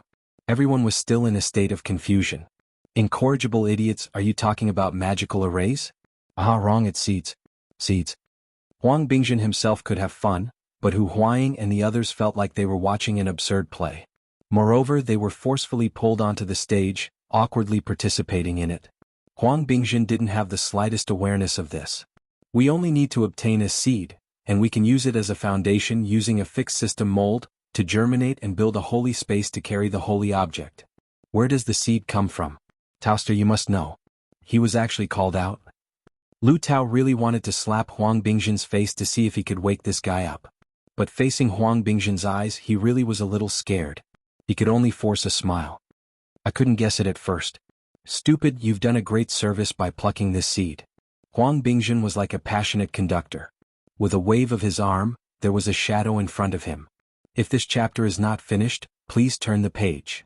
It was clearly shown that the gangsters had deliberately provoked and triggered a group fight. His hands swept and clenched in the projection as if he was grabbing something out of thin air. Then he waved his fist at Lu Tao. Lu Tao could roughly guess what Huang Bingzhen meant. The so-called seed was obtained from the group fight just now. What the hell is this? Lu Tao had to admit that his brain was not enough. His brain must have been fried by the drug. What the hell are you guys doing? Even if Hu Huaying was a little drunk, he was starting to feel that something was wrong. He turned his gaze towards Lu Tao. In his opinion, Lu Tao, who had arrived earlier, was obviously easier to communicate with and should know more. Lu Tao hesitated for a moment. He still didn't want to explain too clearly. He only vaguely said, he just suffered a loss at the hands of a group of people. He's not happy in his heart. I don't know what he's thinking. He suffered a loss? If you've suffered a loss, then get it back. What are you doing here? Did you meet someone you can't afford to offend? This shouldn't be the case. At least in Huang Bingzhen's mind, he had no concept of Luonan, the bomb. Only the heavens knew that there were simple and direct methods. Why did he have to do this? Then again, if he was able to understand Huang Bingzhen's thoughts, then wouldn't he be a madman? Lu Tao spread his hands with a helpless expression. Unable to get an answer from him, Hu Huaying staggered forward to pull Huang Bingzhen's shoulder. Brother Huang, don't be so mysterious. If you have something to say, then say it. If you have something to say, then do it. Fuck. Hu Huaying moved closer with good intentions, but he was pushed away by Huang Bingzhen. How could he maintain his balance right now? He immediately sat on the ground, stunned on the spot. Hey Huang Bingzhen. You're no fun like this. The other drunkard had a good relationship with Hu Huaying. He immediately wanted to stick up for Hu Huaying, but Huang Bingzhen's mottled demonic pupils turned to stare at his face in the next moment. Silence. Even though the experiment is small, it's still sacred. You were clearly the most noisy one just now. On the ground, Hu Huaying struggled to crawl up. He shouted, this guy drank too much. Grab him. Wake him up. These people's family backgrounds were similar, but Frost River reality could barely be considered Hu Huaying's territory. He was the landlord, so they would listen to him. The drunkards immediately rubbed their fists and palms together. This chapter is not finished. Please turn the page. He saw an opportunity and charged forward with a howl. Lu Tao hesitated for a moment before following. Even though Huang Bingzhen's strength was extraordinarily great, there was a limit to it. He could not resist the combined strength of these people. His 5 limbs hung in the air, his 2 legs kicked wildly, and there was no place for him to exert his strength. His eyes were about to bleed. In the end, he had no other choice. He shouted with a hoarse voice, "Get the holy object! Get the holy object!" This group of people didn't care about the holy object. What mattered was making this kid sober up. Hu Huaying turned his head to look around. Do you have any inhibitors? This kid doesn't want to live. Hu Huaying's voice suddenly cut off. Lu Tao was the most sensitive, so he turned his head upon hearing the sound. Lu Tao saw the center of the so-called magic array. Marvelous black and white lines crisscrossed and weaved. They combined and constructed together, gradually forming a classical hanging scale that was half a person's height. The black and white plates were placed on one side. The frame in the center presented a smooth and contrasting arc. In the center there was a sculpture that looked like a western crown. It was unknown what flower it was made of. 8 sharp hollow leaves, spread out in a ring shape, and there were 6 gems arranged in 2 rows at the center of the crown. The gems were of different colors, but the hue was rather dark. The design looked strange and gorgeous. At this moment, the black and white plates were placed on one side. Chains of the same color were divided into 3 strands that hung them up. They even swayed slightly as if they were real. I think I've heard of this before? Hu Huaying scratched his head. It's the scales of truth. Lu Tao vaguely knew a little about this so-called holy object. It was not only very influential within the Mystic Arts Research Society, but it was also circulated among the wealthy circles of Xia City. It was just that Lu Tao had no interest in this sort of mysterious thing. He had never seriously understood it. Now it seemed that he had underestimated it in the past.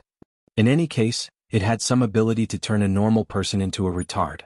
Huang Bingjun became even crazier when he saw the scales of truth appear. He struggled as he screamed, "The world is fair. The truth is just. The daily exchange of this round's holy oracle's item has been fulfilled. I request an exchange." Exchange. Calm down. Oh my God. One of the drunkards slapped Huang Bingjun's cheeks with all his might, but he was bitten by this fellow. The drunkard let out a blood-curdling scream and saw blood. Just as the drunkard was cursing out loud, his body inexplicably shook. He lowered his head to look and saw a sharp appendage protruding from his chest. It was hard to tell if it was real or illusory. Chapter 185. The order in the reception hall of Frost River Reality grew more and more chaotic. Many people were attracted by the arrival of the police. The effects of the brawl were fermenting. At this time, Frost River Reality was also having a headache. The person in charge was constantly negotiating with the police, hoping that the police would quickly take away all of the brawlers and put an end to the matter. However, the police still needed to conduct some on-site investigations, including Tianxi. The petite girl had been trying to communicate with the police. The three parties restrained each other, and for a while they were in a deadlock. Luo Nan and the others saw this scene when they walked out the door. Qin Xiaolin had just finished communicating with Shui Lei and walked over to his side. Her expression was a little strange. Leister contacted his father. It seems that his uncle is on duty tonight. He just received a mission and went out. He's here. Such a coincidence? Luo Nan was astonished. He also found it very strange.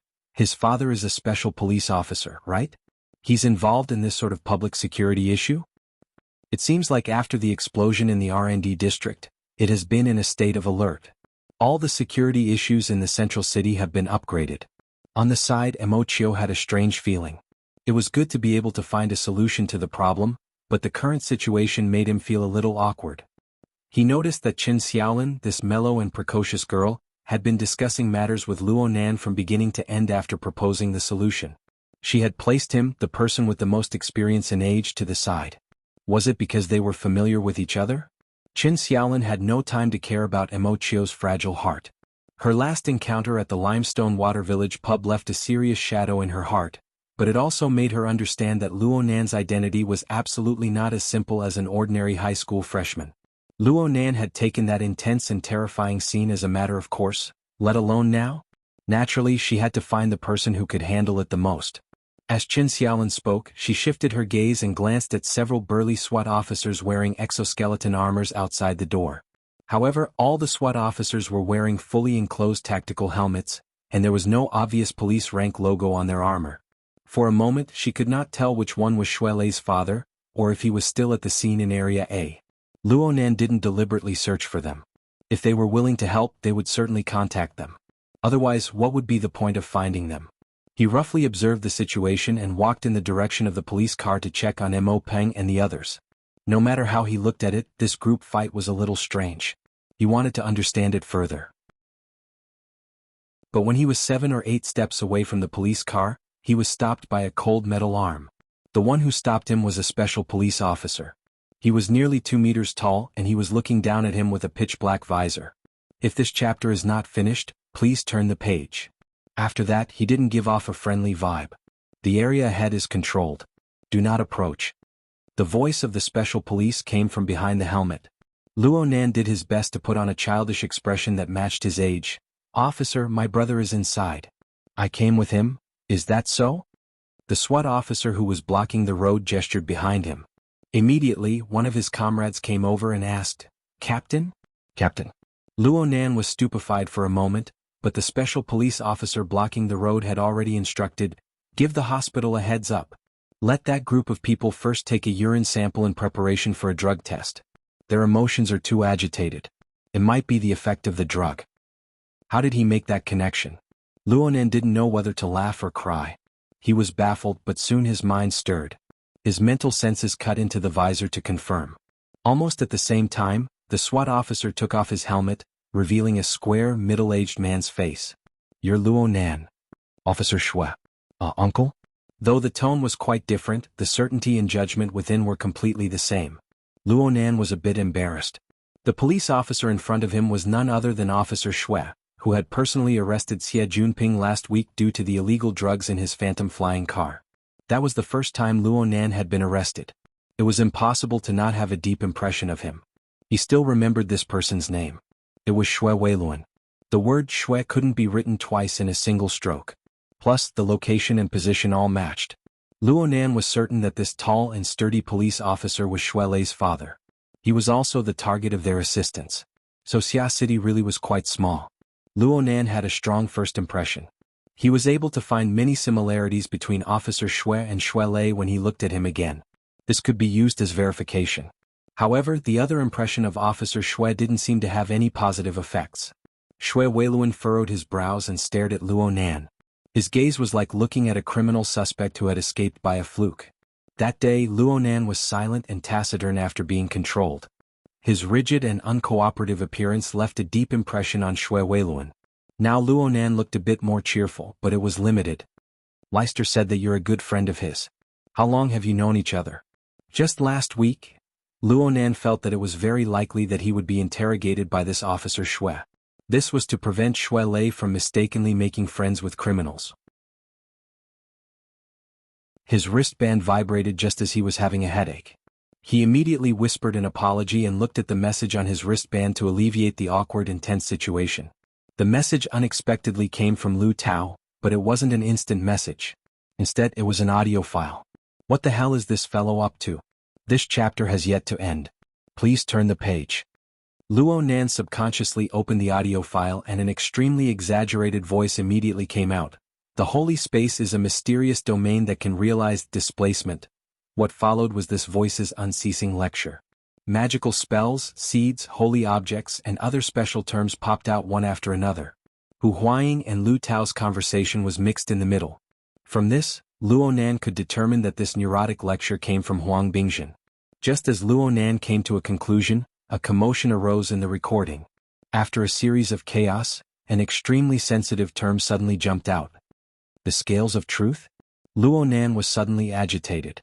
Then he heard the other side say things like, the fairness of the world, the justice of truth. The answer was already clear. The order of justice. With such a high profile, the definition of a secret order was a bit unworthy of the name. And at this time, Luo Nan finally discovered that he had been listening to the recording for too long. Xue Weiluan didn't really care. On the contrary, he was listening very seriously, and openly. Luo Nan was a bit embarrassed. Xue Weiluan wasn't an ability user. Logically speaking, he shouldn't have been allowed to hear this information. The next few seconds were all filled with Huang Bingjin's crazed shouts of displacement. Displacement. Luo Nan wanted to transfer it to his internal headphones and play it. But at this time, a sharp voice that had changed its tone due to fear suppressed everything. Spider. Spider? Luo Nan's thoughts had deviated a bit in an instant, but they were forcefully pulled back. The recording came to an abrupt end at this time. Luo Nan's expression turned very ugly. He immediately called Lu Tao, but no one picked up for a long time.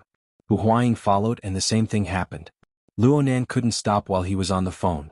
He turned around and walked inside. Xue Weiluan's expression had changed a long time ago. He saw Luo Nan walk back and wanted to grab him, but his hand hesitated halfway. He didn't exert force and instead followed Luo Nan with large strides. I've been pretending to be a dead dog for several days. The main reason is that I'm busy to death in class. The pace of updates is a complete mess. I don't have the face to say much. Now that I'm busy with the project, I don't really want to become a dead dog, so I'll make my stance clear. During the double monthly vote period, the atmosphere of the event wasn't lively due to my actions of pretending to be dead. Even though I have the strong support of many friends, it's true that I didn't fulfill my obligations. How about this? No matter what the monthly vote results are, I will first recognize the 50 chapters of the monthly vote and add chapters. In other words, even if I don't reach 5,000 monthly votes, I will guarantee the 50 chapters of the monthly vote. Starting tomorrow, I will guarantee 3 chapters every day. I will gradually adjust it to 4 chapters. Of course, if fellow readers are willing to break through the 5,000 vote mark, I will accept it. I'm currently losing weight. Thank you. Chapter 186. Luo Nan quickly passed through the reception hall and headed in the direction of the VIP elevator. On the way, he used the Hexaear to enter the special channel of the Society regarding the human-faced arachnid and reported the situation. There were still many reports related to the human-faced arachnid in Xia City in the past week. But as one of the 4 psychics in Xia City, Luo Nan had special privileges within the Society. He Yuan's call came in just as the report ended. Mr. Luo, I have already assigned people to rush over according to the location information you have shared. The nearest person can arrive in 5 minutes. Please stay put and avoid direct contact with the target as much as possible. I will arrive in around 30 minutes. I am confirming the level of the situation. Right now it is still a guess and not an actual confirmation. Luo Nan had already learned a few specialized terms. He spoke one set after another. Your current physical condition is not suitable for this mission. Therefore, please ensure your own safety as your #1 priority. I understand. I have a senior special police officer by my side. Luo Nan had already entered the VIP elevator as he spoke. This time he did not have Bai Xinyan's temporary privileges, but there were no problems. It seemed that Frost River Reality had increased the level of his account. It seemed that Hu Huaying's reputation was quite useful here. She had thought things through quite thoroughly. Luo Nan did not want to see anything happen to Hu Huaying. Shui Weiluan silently followed him into the elevator. His identity as a police officer gave him the authority to freely enter and exit the police area. The 2 locked gazes in the enclosed elevator. They wanted to speak, but the elevator had already stopped at the VIP floor before they could speak. The elevator door opened and the first thing Luo Nan saw were the 2 guides with long hair and short hair. The 2 were baffled to see Luo Nan return. Mr. Luo? Did you forget to bring? The 2 guides quickly saw the tall and sturdy officer Shui behind Luo Nan. They immediately knew that something was wrong and were speechless for a time. Luo Nan did not care about what they were thinking. He said directly, "Is Senior Hu and the others still in that room?" The 2 guides looked at each other and responded with some hesitation. "Mr. Hu and his friends are already downstairs." Downstairs? I didn't see them. Luo Nan estimated that the incident happened at least 10 minutes ago. He was still at the guide desk in the lobby. If this chapter is not finished, please turn the page. However, that place wasn't far from the VIP elevator. With such a large group of drunkards passing by, he should have at least sensed it. They took another elevator that went straight to Area A. Area A? Luo Nan muttered to himself for a bit, then he said, "Where's Huang Bingzhen's room? Do you know this person?" "Mr. Huang?" From the looks of it, the guides knew who he was. "Mr. Huang didn't come to the VIP area today? What about Area A? Area A also has private rooms, right? Can you help me check?" The 2 guides had awkward expressions on their faces, especially when they saw the big guy behind Luo Nan. The 2 communicated for a bit, but they connected another call, asking Luo Nan to connect. "Hello Mr. Luo, I mean Lu. Managerine?" Luo Nan didn't think that the 2 guides would directly invite her out, but this was within reason. Thinking about Yin Li's special identity, he couldn't help but consider 2 more layers. Yin Li's attitude was very calm. "I'm at Sky Capital Water Village right now. I don't understand the situation over there. Could Mr. Luo explain it to me?" Luo Nan was speechless for a time. Was he going to say, "I discovered traces of the Order of Justice and the human-faced arachnid in your territory, and your Blood Flame Order needs to cooperate and find them?" The Blood Flame Order and the Order of Justice looked different, but Luo Nan had observed the Blood Flame Order from the perspective of the Wraith sign for a week. He couldn't help but feel a bit of a headache. Yinli didn't receive an immediate response from him, but she wasn't impatient. She spoke in a leisurely manner. "If Mr. Luo has any urgent questions, our store has a professional team that specializes in dealing with troublesome matters. Mr. Luo can inform us of the relevant situation. I believe that we will be able to deal with it appropriately." Luo Nan knew that Yinli wanted to deal with him. Right when he was pondering how to speak, Officer Shui pressed down on his arm and inserted himself into the call. "Hello Managerine. I'm Captain Shui Weiluan of the Special Police Brigade directly under the Xia City Police Department. My police number and relevant proof can be sent to you via the internet. Our department is currently dealing with a vicious conflict that occurred in your territory. We suspect that this incident is related to the guest with the surname Huang. We hope that you can cooperate with the police and open up the relevant authority to facilitate the police's emergency response. Thank you for your cooperation." It was rare for Shui Weiluan to speak such a long sentence in a single breath. The unyielding will within his words was clear and discernible. This chapter is not finished. Please turn the page. Shui Weiluan was clearly silent for a moment before he responded, "We fully support the work of the police." The call was then hung up. Luo Nan understood that he had thoroughly offended Yin Lu this time. However, he approved of Shui Weiluan's swift and decisive approach. The two didn't delay any longer. They followed the instructions of the two guides and took a direct elevator to enter Area A, where the luxury room was located. Under Shui Weiluan's orders, the police had already taken over the surveillance system of Frost River reality in a short minute. They quickly locked onto their target. By the time Luo Nan and Shui Weiluan arrived outside the luxury room, there were already 5 or 6 special police officers in place. They separated the surrounding guests who were watching the show, accumulating power and waiting to take action. They could break down the door at any time. Luo Nan cursed to himself when he saw this situation. If it really was a situation related to the human-faced arachnid, then these special police officers, who were just a bit stronger than ordinary people, wearing exoskeleton armors, wouldn't be of any use. Especially Shui Weiluan. How could Luo Nan watch as Shui Lei's father faced danger in front of him? Luo Nan's body unconsciously squeezed forward, but he was stopped by Shui Weiluan. Then a special police officer forcefully pressed Luo Nan outside the control line.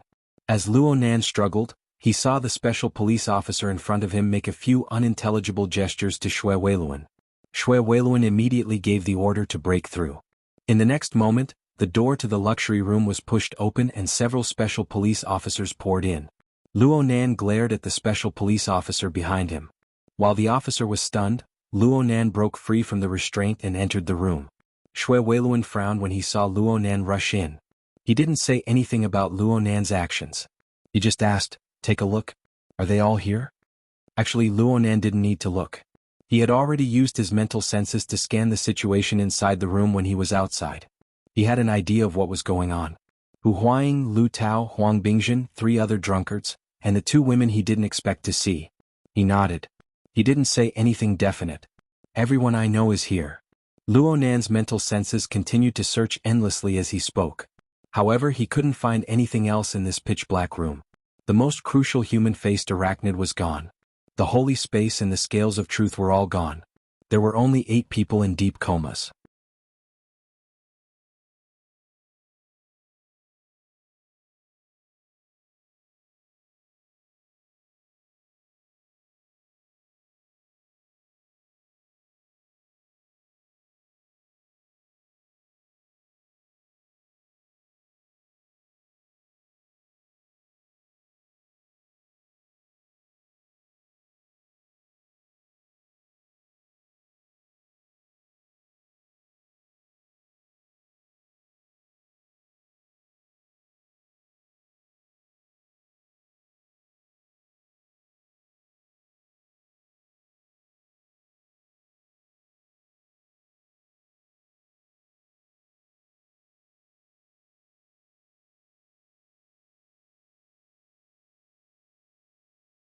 Chapter 187.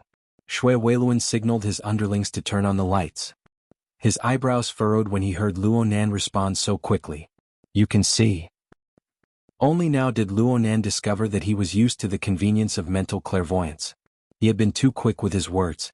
He had actually answered Shui Weiluan's question with the lights in the operating area completely out. It must be known that these special police officers were all equipped with tactical helmets with night vision capabilities. Luo Nan had no equipment on him at all. "My eyesight is pretty good." Cough cough. Luo Nan's face was slightly hot. He just so happened to feel the urge to cough, so he took the opportunity to forcefully thicken his skin and forcefully evade this question. But this also gave him a few hints. "Uncle Shui, the operating area's lights were turned off. There's a high chance that the projector was turned on. Did you see it when you came in?" "No." Shui Weiluan gave a simple response, but he felt that it was rather absurd. This 15 or 16-year-old kid was acting far too calm. He was simply pouring baskets of groundless suspicion onto his own head. But this kid didn't look stupid. This veteran special police officer, who was over 50 years old, couldn't help but feel a bit emotional. Youngsters these days are much more capable than we were back in the day. His words contained a bit of a warning. In the end, he couldn't avoid his own son. Plus, Luo Nan's behavior from the beginning until now didn't arouse any ill will from him. At the very least, Luo Nan wasn't a hopeless wastrel. Luo Nan didn't pay attention to Shui Weiluan's good intentions. His mental senses covered the entire luxurious room, constantly gathering information. Of course, he also paid attention to Hu Huaying and the other unconscious people. First, he confirmed that their lives weren't in danger. However, their current state was indeed quite odd. Under the illumination of the lights that had just been turned on, 2 women could be seen in disheveled clothing among the 8 people. But they were quite far away, practically at the edge of the operating area. In the center, 6 big men were squeezed together. Huang Bingjun was completely naked from head to toe. Hu Huaying, Lu Tao and the others were currently surrounding him in the middle. Their arms and legs were still entangled with each other. Combined with the recording, one could roughly guess that Hu Huaying and the others had Huang Bingjun, who had overdosed on drugs, under control at the time of the incident. But because of a sudden incident, everyone collapsed in a short amount of time. Most of them had more or less expressions of fear on their faces. They didn't stop even though they were unconscious. It was as if they had fallen into a nightmare. The only exception was Huang Bingjun. This guy. If this chapter is not finished, please turn the page. His face was buried in the crowd. Others couldn't see him clearly, but he couldn't hide from Luo Nan, who relied on his mental senses. It could be seen that Huang Bingjun's expression was very relaxed, as if he was sleeping normally. Was this a symptom of taking too much drugs? Luo Nan increased the precision of his mental senses appropriately. He observed the breathing, the pulse, the twitching of the eyelids and other external indicators. He had some faint guesses in his mind, but he wasn't 100% certain. He had to go forward and take a closer look. Officer Xue stretched out his arm to stop him. Don't destroy the scene. Wait for the investigators. Luo Nan tried to play dumb. Uncle Xue, aren't you guys the same? We are the special police, we only care about the operation. Oh, but are they all right? I've already called an ambulance. I'll also do a drug test. Luo Nan was a bit helpless.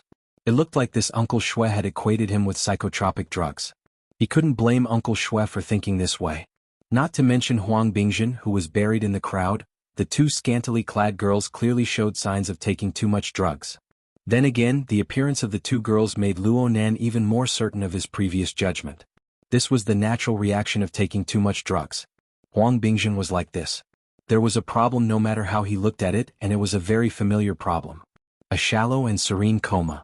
Luo Nan was the one who encountered this problem last time. Luo Nan muttered to himself for a moment, then he suddenly complained to Xue Weiluan. Uncle, this is the person in the middle. He had a conflict with us over an hour ago. Wait for the people from the public security department to come before you say that. Xue Weiluan grunted, but then he asked a question. Aren't they your friends? There's only one that counts as a friend? Luo Nan pointed at Hu Huaying's position. Then he tilted his finger and pointed at the middle position. As for this person, Huang Bingjun, young Master Huang, he's out of my league. Xue Weiluan's brows furrowed behind his helmet. Was it an illusion? He felt that there was a subtle change in Luo Nan's way of speaking, but he was unable to discern the specifics. Huang Bingjun? That's right. Huang Bingjun. He's the famous second-generation rich kid of our school. He's a good-for-nothing rotten person. Xue Weiluan shook his head. It's useless for you to say these words to me. I know. I wasn't saying it to you in the first place. Luo Nan narrowed his eyes slightly. The 2 words Huang Bingjun that came out of his mouth were fine on the material plane. The sound waves did not travel more than a few meters in the air before they began to dissipate. But this chapter has yet to end. Please turn the page. However, the corresponding information was under Luo Nan's intentional control. It was urged by his soul strength to rapidly spread out on the mental plane. In the blink of an eye, it exceeded the range of his senses. He had learned this technique from Mo Luan of the Blood Flame Order a few days ago. Mo Luan had used this method to summon the human-faced arachnid from a long distance. In terms of subtlety and concealment, Mo Luan was 100 times stronger than the current Luo Nan. But at this very moment, Luo Nan did not know what concealment was. He wanted this sort of diffuse effect. Now he just needed to see how the response was. 1 second. 2 seconds. 3 seconds. His ears suddenly trembled slightly. A sharp and unfriendly voice cut in. What the hell are you yelling for? You're bragging that you're mentally enhanced? Right now half of Xia City can hear you. The voice was familiar, but it wasn't particularly familiar. Luo Nan was stunned for a moment before realizing that the other party was speaking through the Hexier's psychic wave network. Luo Nan's mind shifted a bit and he saw an encrypted channel specially set up for this operation. A cat's eye avatar had just lit up, announcing his arrival. Luonan finally matched his memories. Due to some reason he had some inexplicable and bizarre thoughts. He only responded after 2 seconds had passed. Cat's eye? Luonan's mind suddenly stirred before his voice fell. There was a clear and powerful reaction. It charged into the range of his senses in an extremely crude manner. How far could a distance of 10 meters be? In the blink of an eye, an incorporeal shadow seeped in from the other side of the room's wall. Luonan was facing Xue Weiluan directly at this time. He looked away from the angle of his line of sight, but under the clairvoyance of his mental senses, he was able to see what was happening over there as clearly as if he was seeing it with his own eyes. Even though the changes occurred on the mental plane, which was hard for ordinary people to see with their eyes, the incorporeal shadow had yet to completely penetrate through, but the 6 heterochromatic pupils and the ugly mandibles had already joined together to form the image of a malevolent spider. Then there were the 4 pairs of arthropod legs that waved about endlessly. They waved about a bit excessively and occasionally fought with themselves. They stirred up minute fluctuations on the mental plane that made people feel uneasy. However, the abdomen that should have been round and plump had turned into a flat human chest and abdomen structure. The outline of a human's legs and feet was still visible behind it, but most of it was trapped within the dark mist of chaos. It looked warped and deformed. This sort of image was like that of an enormous spider. Half of its body had merged into the back of a human. Its heavy weight had crushed the human spine, turning an ordinary person into a crooked and mutated monster. Human-faced arachnid. At least that was what it looked like on the surface.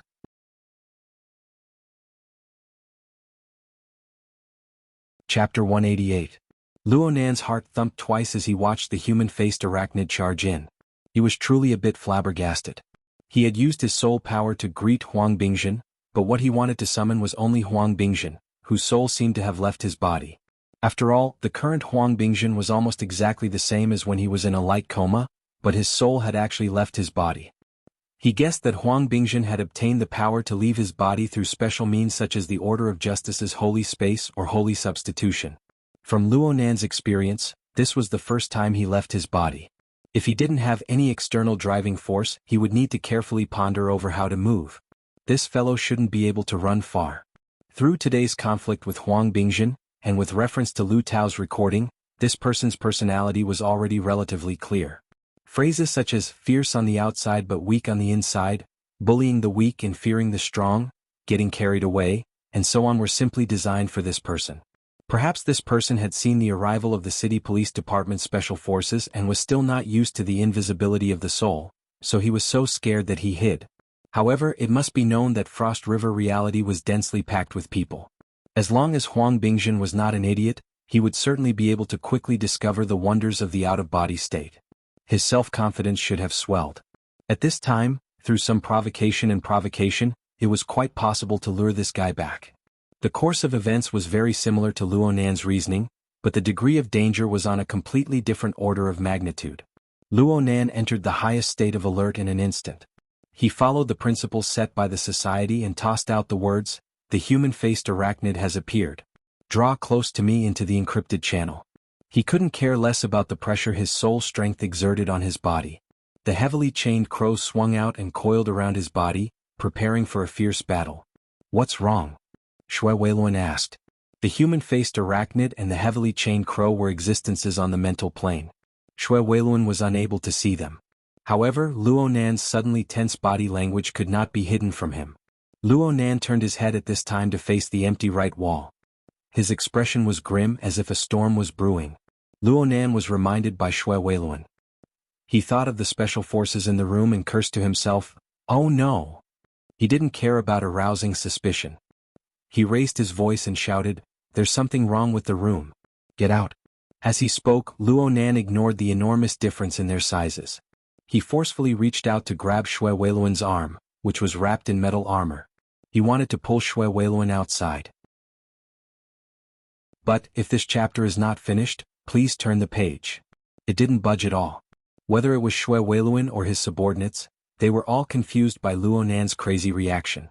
They didn't react in the first instance.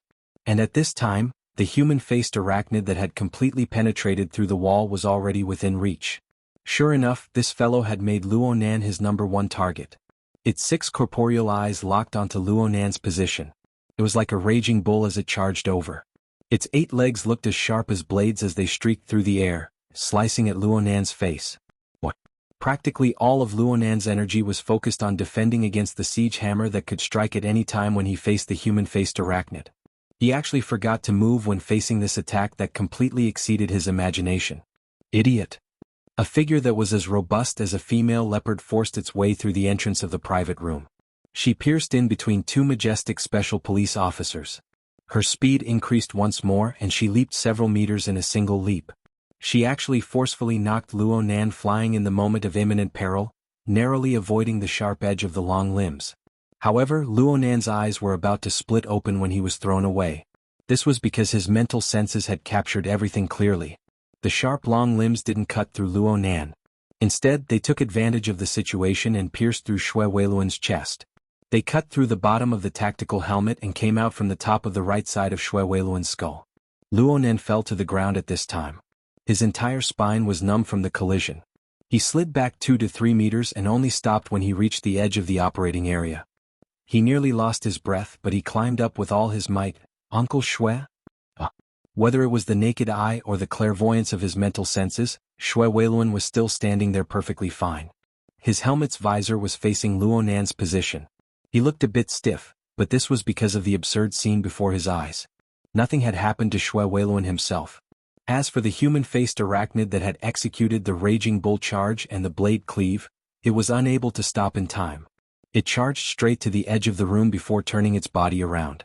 It looked at the results of its own battle, looking a bit stupefied. Luonan sat on the ground and blinked his eyes. His mind was a bit stupefied for a time. Cat Eyes wore baggy camouflage pants and a flat-brimmed hat on her head not too far away from him. She looked like she had just come down from a street dance. She did a graceful roll and stood up. But she was stupefied for a time when faced with the current situation. You guys? It was as if Xue Weiluan was watching an absurd play. But in that instant, the female street dancer before his eyes appeared. This chapter has yet to end. Please turn the page. He absolutely didn't dare to treat her lightly due to her astonishing skills. Most of the special police officers inside and outside the room came back to their senses at this time. They pulled out their guns one after another and pointed at the female street dancer who had suddenly barged in. Some even pointed at Luonan. This was the only threat they could feel. Put your guns away. Xue Weiluan gave the order and then asked, Luonan, what the hell are you guys doing? Luonan didn't know how to explain for a time. His gaze shifted to the edge of the room where the human-faced arachnid was. His mental senses firmly locked onto the adversary. After a few probing attempts, he couldn't help but scratch his head. Looking at the aggressive appearance of the human-faced arachnid, Luonan practically believed that it was a tall and long human-faced arachnid. It had already materialized from incorporeal, cut into the material plane, and wanted to behead him directly. But reality proved that this wasn't the case.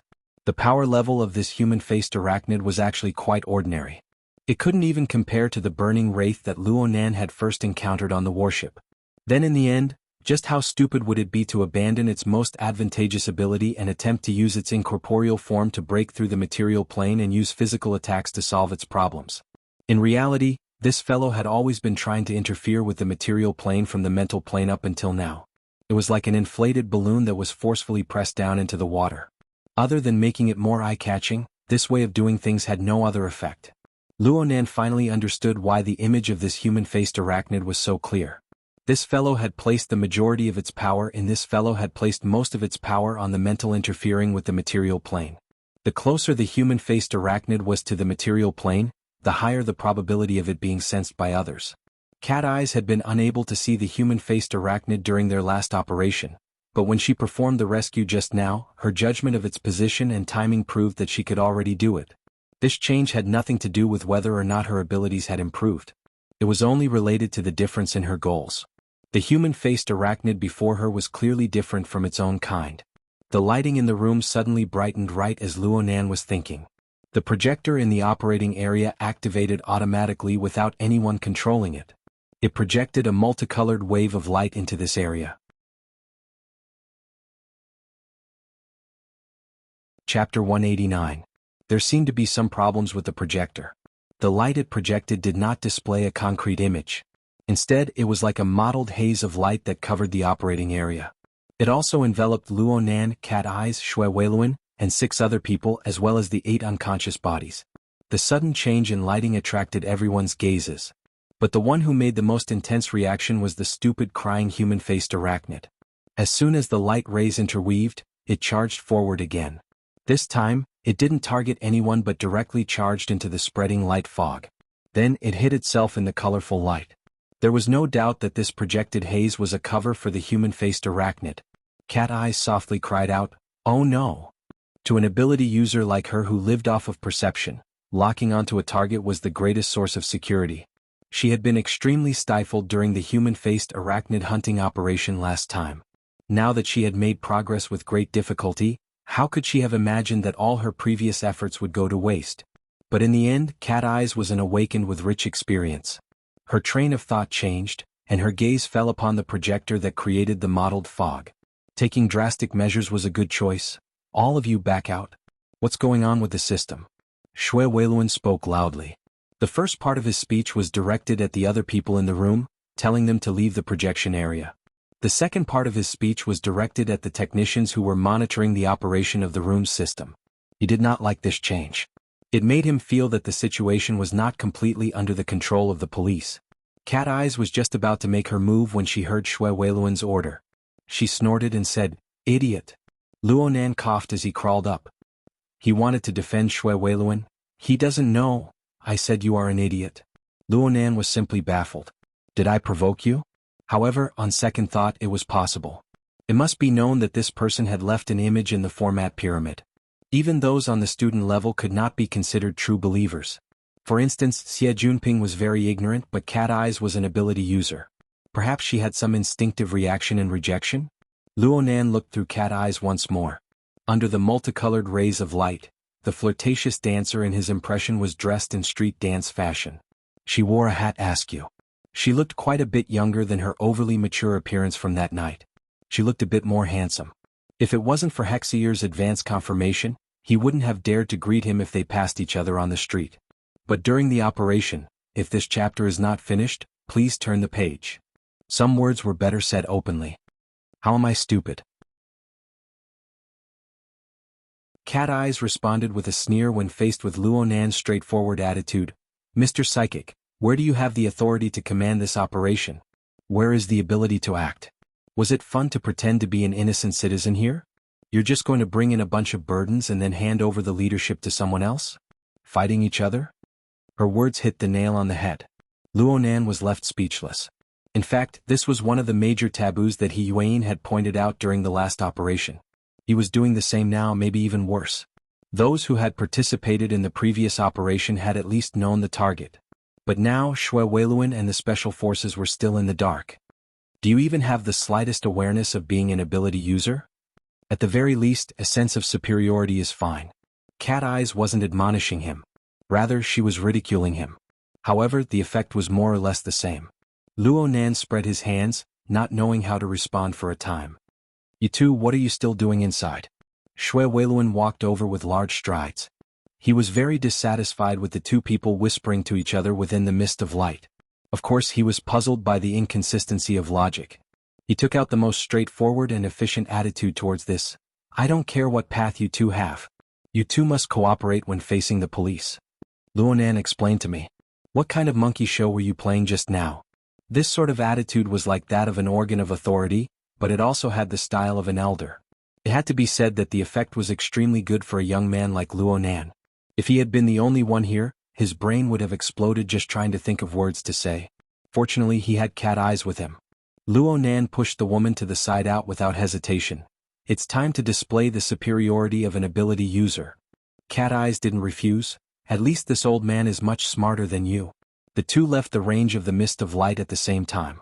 Then Cat Eyes took the initiative to meet Shui Weiluan and start negotiating. Luo Nan didn't care about the results of the negotiation. He thought that Cat Eyes, a veteran ability user, shouldn't be unable to resolve the issue. Right now, all of his energy was placed in the area covered by the projection mist of light. When all was said and done, technical work suited him better. Cat Eyes viewed this area covered by the mist of light as the most dangerous area. This was because she didn't know where the invisible human-faced arachnid would suddenly appear from. However, Luo Nan's view was different. Ever since the appearance of the human-faced arachnid, Luonan had always been on guard. Please turn the page if this chapter is not finished. Luonan locked onto its position. It didn't matter if it was inside or outside the mist of light. There was no difference. If there was a difference, it was probably that it was clearer.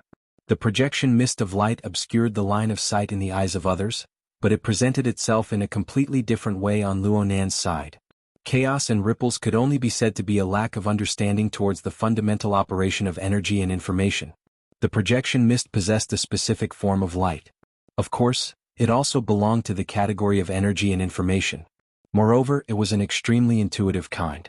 Because of this, Luonan's mental senses allowed him to see the structure and layout inside. It was as if he was looking at the lines on his palm. Even the finest hair could be seen clearly. It's another Tower of Babel type structure. It's more precise than the tactical helmet's chipset, but it's still quite a distance away from the perfect layout of the dynamo core. Luonan used a picky attitude to make a judgment towards the structure level of the projection mist. It could be said that Luonan's entire body relaxed when the projection mist of light enveloped him. If this wasn't the case, how would he have the leisure to discuss the topic of idiots with cat eyes? The problem was that the party that created the projection couldn't see Luonan's thoughts.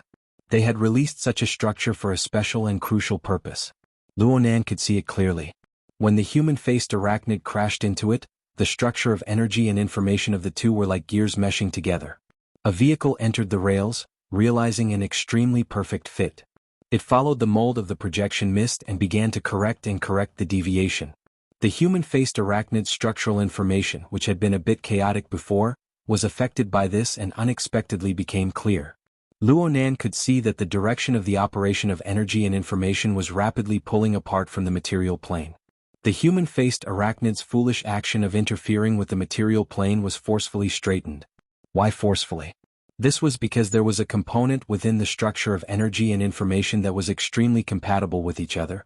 This component continued to radiate information that was incompatible with each other. It was like a smooth-running production line. There was a noise that came and went. It was ear-piercing and awkward no matter how one looked at it. Could it be that this was the legendary defective product? Luonan gradually increased the precision of his senses. In the end, he was able to confirm that this defective component came from the interior of the human-faced arachnid. It came from a functional area that appeared to be rather important. The interior? Suddenly, Luonan grasped the crux of the situation. The interior of the human-faced arachnid? Was the other party amusing him? Chapter 190. From Luonan's perspective, the human-faced arachnid was chaos. It was a riddle. 10 days ago, Luonan's dynamo core had begun to analyze the human-faced arachnid with its special function. But even though he repeatedly made breakthroughs and made many references, his progress in analyzing the human-faced arachnid had not broken past 7%. Even so, there were probably only a few people in the current Xia city who understood the human-faced arachnid more than Luonan. Even with Luonan's understanding of the human-faced arachnid, it was hard for him to have a clue as to the internal structure of its core.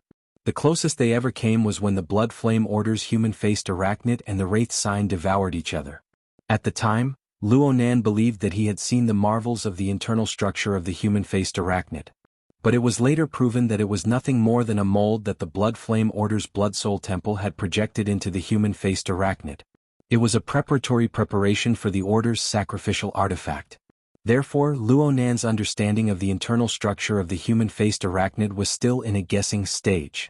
He would occasionally have a clue, but looking at the overall situation he was still shrouded in fog. Right now, if the other party, which was probably the Order of Justice, was really able to take out the internal structure of the human-faced arachnid and exhaust the laws and principles of how its energy and information operated and changed, Luonan would have to admit that he was convinced, no matter what his stance was. However, what Luonan saw right now was not the case. The human-faced arachnid revealed a deep structure within the energy and information operating structure of the projected glowing mist. It appeared to be precise and complex. If the human-faced arachnid were to follow this structure, then the siege hammer that the human-faced arachnid often used, the method of stimulating and devouring negative emotions, and so on could all be used. But if one were to really look into it, there were too many specious areas. The legal theory was appropriate, but there was no surprise and it was too shallow. From Luonan's perspective, The most powerful aspect of the human-faced arachnid was none other than its tyrannical instincts that lacked intelligence. He could completely rely on his instincts to produce an astonishingly accurate reaction. Such instincts should be built on a solid and complete foundation. Just like an intelligent system with a large enough database, as long as the corresponding fuzzy conditions were given, it would be able to make an effective judgment. The human-faced arachnid in front of him was far too lacking in resources. At the end of the day, it was just a piled-up object deduced from some superficial laws. It was a lifelike simulation model. If this chapter is not finished, please turn the page. But God was not. After such a long time, I've only built a model, or rather an exoskeleton armor, on the mental level. In such a case, I can't say that I have any powerful instincts, and my judgment will definitely be wrong. Luonan dissected it layer by layer. He completely uncovered the foundation of this human-faced arachnid. In the end, he was able to confirm that the so-called flawed component played a role in the entire structure. Since it's an exoskeleton armor, it still needs to be controlled by a person. The problem is, to choose such an idiot who has not adapted to the spiritual world at all and can't be corrected in a short time. Isn't it terrible? He looked at the naked Huang Bingjin in the crowd and wanted to laugh. The facts were now very clear. Huang Bingjin had indeed gone into an out-of-body state, and the way he did it was to put on the human-faced arachnid exoskeleton armor. Alright, this could be considered a good invention. At least it could allow people like Huang Bingjin to experience extraordinary power for themselves. Oh wait. A certain thought streaked through his mind at this time, twisting Luonan's train of thought into a different direction. No matter how bad this structure is, it still possesses the ability to shuttle back and forth on the mental plane. And as long as there are the corresponding materials and methods, it can certainly be mass-produced. For someone like Huang Bingjin, just being able to obtain a 10,000th of the human-faced arachnid's power is enough for him to come and go as he pleases. For an ordinary person who lacks extraordinary power and talent, this is an enormous temptation. Luonan looked at the human-faced arachnid model once more as his thoughts reached this point. He looked at the flawed component that contained Huang Bingjin's soul. The expression in his eyes suddenly changed. Could this be the secret of the secret order's divine manifestation? Many thoughts spun in his mind in succession. Luonan was a bit spellbound. And at this time, a group of people entered through the entrance of the luxurious room. They were all wearing police uniforms, but they weren't equipped with exoskeleton armor. Luonan's eyebrows involuntarily furrowed when he saw this group of people rush in. He swept a glance through the peephole. That person's negotiations didn't seem to have any effect. Right now, a human-faced arachnid was being corrected in this room. This matter involved the ability user society, the secret order, and a series of extraordinary powers. It was fine if this group of people came late, but weren't they just causing trouble by coming in now? The leader of the group of police officers had a medium build and a lean physique.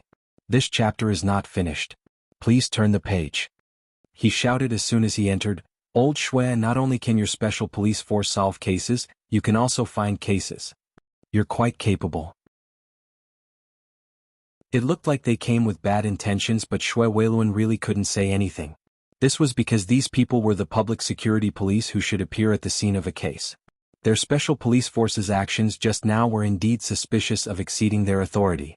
Moreover, the person who came was the chief of the East Prefecture Sub-Bureau. Frost River reality was under his jurisdiction. He could only be more cautious about this matter. Guju, the matter just now was sudden. I just reported it to you at the last minute. Please don't blame me. Shui Weiluan would certainly give him face. But right now he needed to take care of the most important problem first. His gaze cut to Cat Eyes, who had just finished negotiating. He swept his gaze over Luonan's face with complicated thoughts. He finally made up his mind. Guju, there's something I need to say. We suspect that there's a Darksider life form roaming around here. Darksider life form? I know. Someone has already reported it. Guju's attitude was very calm. His feelings towards Darksider life forms were no different from the usual thieves, gangs and so on. He used his chin to point at the glowing mist in the projection area. This isn't within the scope of our responsibilities. The military will soon come and take over. They are the professionals. Professional problems should be solved by professionals. Shui Weiluan approved of this method. The problem was that there were professionals by his side. Cat Eyes' attire did not give people much confidence. But the strength she had displayed before and the relevant means of communication had already formed a credible chain. Guju, I just confirmed with headquarters. I also confirmed it. That's why I'm here to clear the area first. Guju waved his hand and an electronic voice sounded from outside the door. Frost River Reality's self-made multi-purpose robots were like diligent worker bees. They drove into the luxurious room one after another. They followed the preset program and locked onto the familiar figures in the projection mist. The order I received was to first ensure that the innocent masses are not affected. Those who need to be sent to the hospital should be sent there. This is to avoid long nights and dreams. Even if there aren't any symptoms, they will still get sick. Alright, old Shui, you can withdraw now. The night has been tough enough. Everyone don't wait. I'll update tomorrow morning.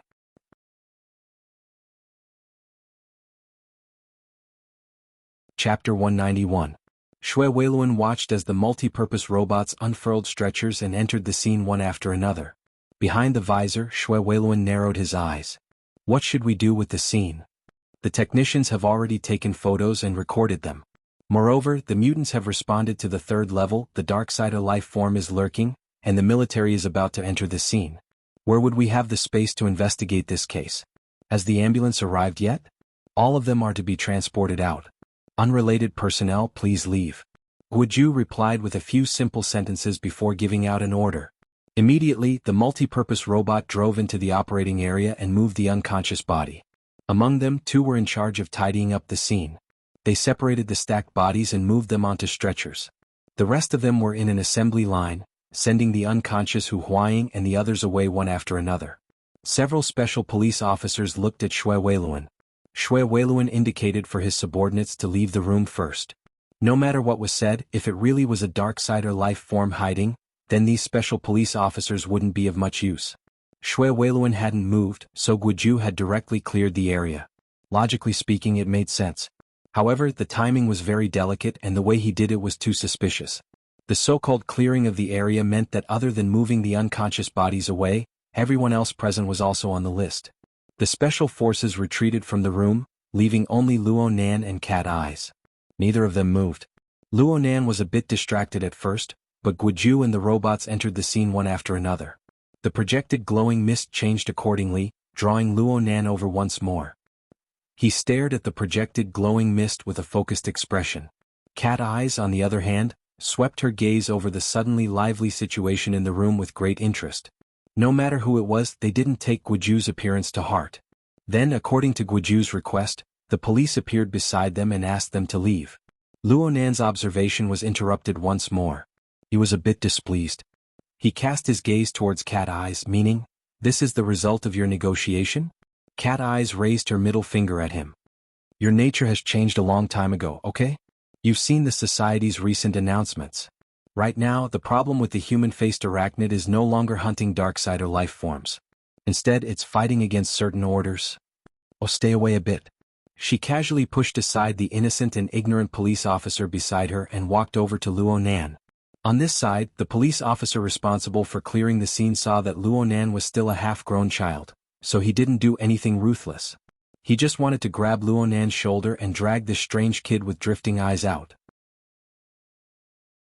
The moment Cat Eyes arrived, he staggered a few steps back and bumped into his colleague. Luo Nan didn't pay attention to the situation around him. He spoke to Cat Eyes' order. "If this chapter is not finished, please turn the page." Yes, he wholeheartedly agreed. From what he understood from the Blood Flame Order, the Blood Flame Order was not the only organization that had designs on the human-faced arachnid. Today, the Order of Justice was not the only organization that had designs on it. There were at least 2 or 3 other organizations that were inclined or even taking action in this direction. It seemed that in a single night, the human-faced arachnid had become a treasure that the secret orders of the world competed over. At the very least, it was a rare commodity worth hoarding. The emergence of such a situation was directly related to the general lack of sacrificial vessels of small and medium-sized churches. As for the information that the human-faced arachnid could be used as a sacrificial artifact, it was a taboo even within the Blood Flame Order. It was practically never directly mentioned. Comparatively speaking, Luo Nan was a bit surprised that a colossus like the Order of Justice was added to the mix.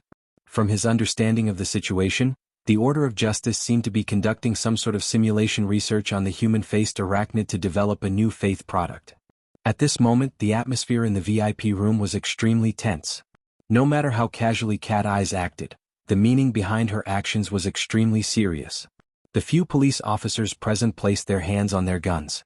They did not pull out their guns and fire on the spot because Shui Weiluan had promptly stopped them. Hold on, Guju. They are important witnesses. Moreover, they are experts that have been verified by headquarters and the SCA. There are so many experts these days that they can be used to build walls. Guju had an ugly expression. In the end, he knew some inside information. Even though he had been assigned by someone, he absolutely could not step on a mine and offend someone. The situation was tense and deadlocked for a time. Cat Eyes gave him a look that probably meant, "What now?" Luo Nan was speechless at this situation. But no matter what was said, he did obtain a bit of peace for the time being. He became more and more convinced that he was absolutely not the material to control the situation. He simply gave up and poured all of his attention into the technical aspect. Little did he know that in the eyes of others, he completely disregarded the ways of the world. He sullenly immersed himself in his own world. He was arrogant and dangerous. Guju's gaze had already shifted from Cat Eyes to Luo Nan's face. He carefully observed where Guju's gaze was directed, his expression as gloomy as water. At this time, Luo Nan's gaze was locked onto a multi-purpose robot within the room. It was in charge of carrying people together with another robot companion. After entering the room, it circled back and forth in the operating area, dutifully fulfilling its duty. Luo Nan didn't have any objections to the robot itself. However, as it entered the operating area, it projected light. This chapter has yet to end. Please turn the page. Within the mist, the originally stable operating structure of energy and information began to undergo a change. Large amounts of energy flow and information flow rapidly leaked downwards, pouring into an unremarkable external module on the robot's body. Even Cat Eyes, with her astonishing psychic senses, would find it hard to detect this sort of transfer of energy and information, let alone the average person. Only Cat Eyes was unable to hide it from Luo Nan. This was an eye-opener for him. This method took the existence of the mental plane and completely transformed it into energy and information. Then it was downloaded into a special storage device. It looked inconceivable, but the train of thought was actually clear.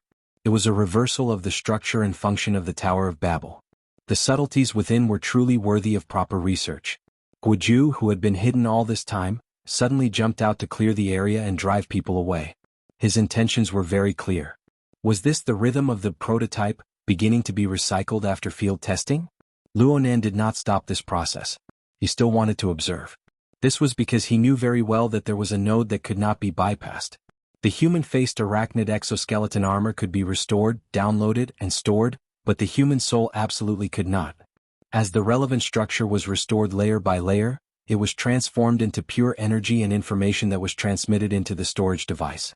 The flawed component that was originally hidden deep within the human-faced arachnid exoskeleton armor was inevitably exposed. A blurry mass of smoke suddenly separated itself from the operating structure of energy and information, which only had a skeleton left. It first condensed into a ball, carrying a bit of light that could only appear on the mental plane.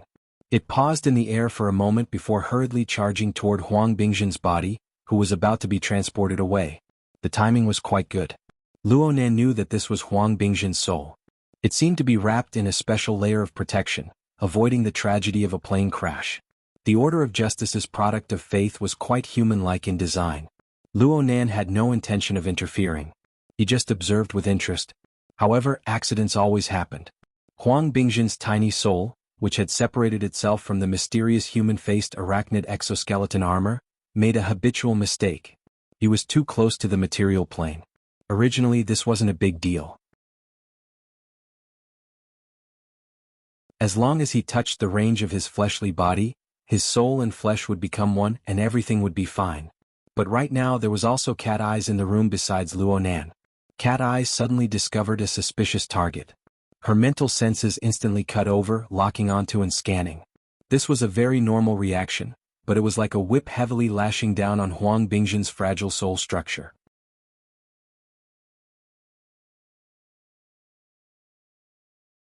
Chapter 192. Cat Eyes excelled in long-range perception. It was a type of mental sensing. Her all-encompassing perception could cover a radius of 50 to 70 meters, but it was different from Luo Nan's clairvoyance. The level of her senses was mainly concentrated in the area where the mental and the material interfered with each other. The depth of her senses on the mental plane wasn't enough. It was very difficult for her to reach the human-faced arachnid, an object that was far from the material plane and hidden extremely deeply. But within the inherent level of perception, Cat Eye's perception accuracy was extremely high and its penetrative power was strong. It was like a high-powered active radar that covered the surrounding area. Huang Bingjin couldn't take it anymore because the power output was too high. What the hell? Cat Eye's reaction was fast. She quickly realized that something was wrong and withdrew her mental senses. Fortunately, he controlled it well and didn't burn Huang Bingjin along with the outer protective shell. However, it wasn't easy to completely withdraw this kind of spiritual attack that could be launched with just a thought. On the spiritual level, Huang Bingjin immediately let out a miserable howl. Outside of his fragile soul, the protective shell trembled twice, as if its structure was damaged, but at least it didn't break. If this brother was really smart, he would take this opportunity to quickly slip back into his own body. However, today was destined to be a busy day. Huang Bingjin, after all, had not been through any great storms, nor was he familiar with the workings of the mental plane. When he was attacked, he stood there dumbfounded, not knowing when to advance or retreat. That miserable howl had traveled a certain distance on the mental plane, so it was more or less a signal. As Luo Nan and Cat Eyes looked at each other, a storm suddenly rose on the mental plane. Tyrannical mental senses cut in from a distance. The first thing it broke through was the 70-meter radius of Cat Eye's all-encompassing perception. The powerful pressure caused Cat Eye's expression to suddenly change. The other party's mental attack came crashing down as though it was unstoppable. Even if Cat Eyes excelled in perception, a confrontation on the mental plane wasn't her forte. She wouldn't truly meet force with force, but her forceful actions still expressed her clear stance. In an instant, the opponent's mental senses had already broken into the luxurious private room. He inspected the situation within the room without the slightest scruple and forcefully suppressed Cat Eyes, reducing the range of her senses. A strong enemy. It might be a spiritual enhancement specialization. Cat Eyes used her telepathic thoughts to leave a message in the encrypted channel. If this chapter is not finished, please turn the page. An effective method of communication could be achieved in an instant. However, in the time it took to say this, the channel was refreshed. The opponent's main body is within 40-30 meters. He's very fast and his HP is very high. Damn it, he's an all-rounder. Avoid direct confrontation. Order the special police to assist. The relevant instructions and authorization have been sent. The one who responded was He Yuan. From the very beginning, He Yuan had been in charge of dispatching operatives through the encrypted channel. Though Luo Nan didn't listen to her advice and still got involved in the situation, she made corresponding adjustments all this time. She utilized the nearby resources to the greatest extent, increasing the safety factor. Cat Eyes obviously knew that this was a very good idea. The problem was that she wanted to stop, but the other party was unwilling to let her go. It was unknown which sensitive nerve Huang Bingjin's miserable howl had triggered, but after scanning the entire VIP room, his spiritual senses instantly turned into an attack. Like waves, he truly brought out the power of an attack. The problem was that if he did that, the first person to suffer would be none other than Huang Bingjin. He was nearly unable to withstand the mental senses that Cat Eyes had unintentionally released earlier. Right now, the mental attack from the other party was like a raging storm that came pressing over. This was a calamity for Huang Bingjin. His defense was already very weak. It was like a bubble instantly collapsing. No matter how stupid Huang Bingjin was, he knew that he had entered a desperate situation. He immediately let out another miserable howl. However, it was useless. The bubble of defense collapsed and a wisp of smoke diffused. At first, Huang Bingjin's appearance was barely visible, but he lost his shape in an instant. He swayed and dispersed. Luo Nan knew that this was the result of his out-of-body state. His structure wasn't tough enough, and he was too close to the material plane. He was blown apart by the mutual interference between the mental and the material. Huang Bingjin was an ordinary person. He didn't have any mental cultivation at all. His soul wasn't even in shape, and he had lost his protective shell. He didn't have any ability to survive at all, let alone the howling storm in the outside world. The environment on the mental plane was vile to the extreme. And at this time, the person who came because of Huang Bingjin's miserable howl had no intention of stopping. The mental attack continued to come, completely suppressing Cat Eyes. Cat Eyes' range of senses shrunk again and again until she was forced into the VIP room. She lost all perception of the outside world. Damn it. Cat Eyes was so angry that she gritted her teeth. This chapter is not over. Please turn the page. The mental attack was her bitter hand. Actually, the method she was most accustomed to was to combine her sensitive perception with her nimble and vigorous body. She would fight for the initiative while moving at high speeds. But right now there was a half-crippled idiot by her side. She was afraid of harming the innocent. She couldn't even use half of her abilities. It was truly stifling to the extreme. The other party was extremely sharp. Once he seized the initiative, he didn't give Cat Eyes any chance to adjust. His rapidly approaching figure became erratic after obtaining the advantage of total suppression. Cat Eyes couldn't help but worry about when and where this powerful enemy would come from. Cat Eyes glared fiercely at Luo Nan. She knew that nothing good would come out of being together with this fellow. Crash. A marvelous trembling sound rang out, spreading out on the mental plane. Cat Eyes' scalp went numb the moment she heard this sound. Her already dangerous defensive line completely collapsed in an instant. Just as the backlash was about to attack, a similar trembling sound came from the depths of Cat Eyes' body and soul structure. Incorporeal chains were activated from their slumbering state. They instantly erected an indescribably marvelous frame. It was like the stable frame of a building. No matter how fierce the winds blew, it stood towering and unmoving. The fatal backlash strangely dissipated. Even the tyrannical mental attack didn't seem as powerful as before. Although Cat Eyes lacked the strength to counterattack right now, she seemed to be immune to all mental attacks. The range of her mental senses, which had already shrunk to an extreme, began to recover its lost ground. It expanded outwards layer by layer. The powerful enemy also discovered this situation. Not only on the mental plane but also on the material plane. A low nasal sound was transmitted over, allowing everyone in the room to hear it clearly. They were indeed extremely close. Cat Eyes obtained a breather and immediately carried out He Yuan's orders to the end. She shouted, "Captain Shui, be on full alert. The killer is nearby." She didn't care about the consequences. She first put on a big hat and then talk. In any case, Huang Bingzhen's soul was scattered, and he was 90% dead. It wasn't a lie. But just as Cat Eyes' voice fell, a heavily chained crow shot out horizontally on the mental plane. It was like a raging python shuttling through the void. It struck Huang Bingzhen's nearly scattered soul mist.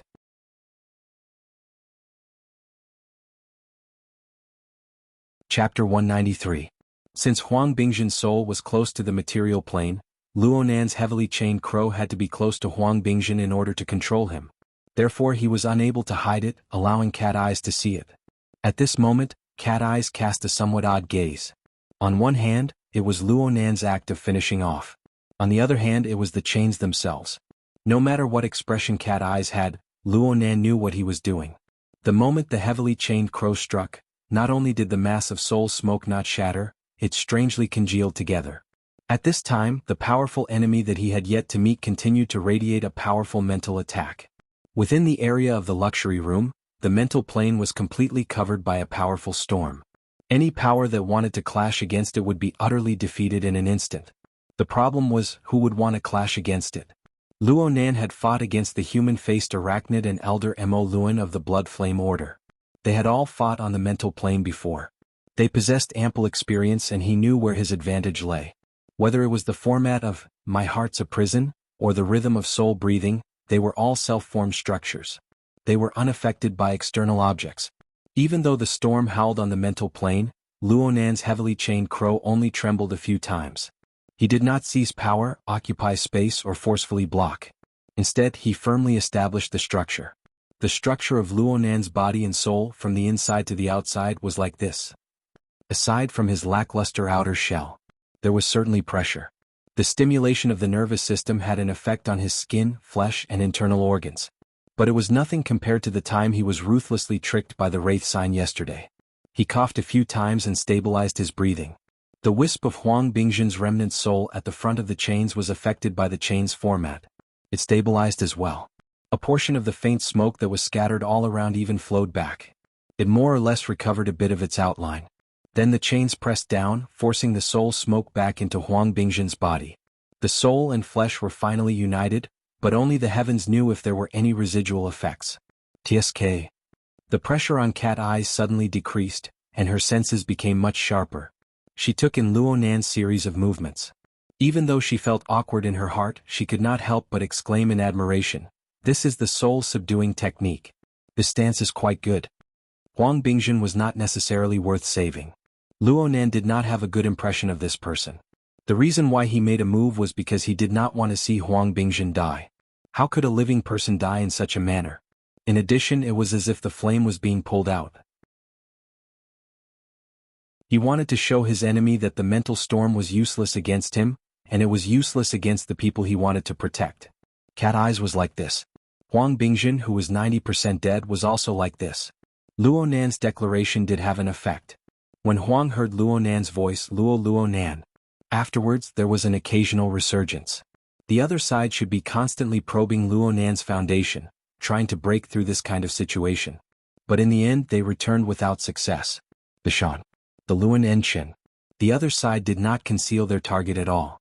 A high-powered active radar, similar to Cat Eyes, was stationed within the luxurious room the entire time. They vowed to see through Luo Nan. Huang to Luo a Tianshan to Tian. No. The mental plane. Luo Nan's methods on the mental plane were indeed inconceivable, but in the end they were not on the material plane. Aside from ability users, it was very difficult for normal people to see them. They were on a completely different rhythm. Guoju, who had been clamoring to clear the area, naturally refuted Cat Eyes when she yelled "murderer." He claimed that Cat Eyes was making irresponsible remarks. What he said was true in a sense, but unfortunately it was meaningless. At this moment, Xue Weiluan simply couldn't be bothered to pay attention to them. What he truly cared about was Cat Eyes' warning, as well as that nasal sound filled with ill intent. Cat Eyes and Luo Nan's behavior during this time grew more and more bizarre.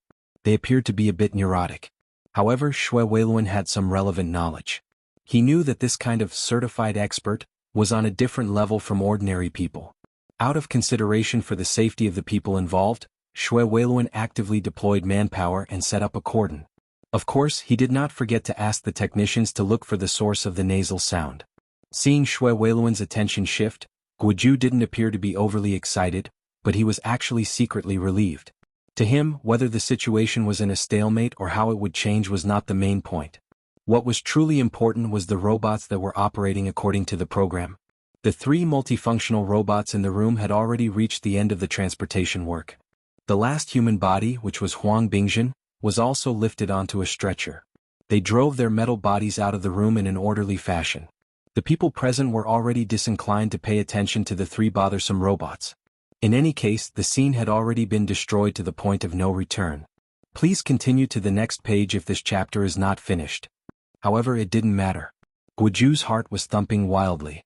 His peripheral vision had always rested on the body of the robot at the very front. He watched as it opened up a path in front of him, guiding the stretcher and slowly driving it out the door. His heart finally let out a long sigh of relief.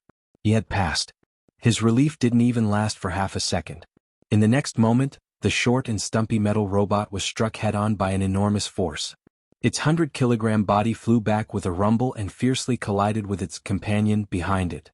The 3 robots were like dominoes.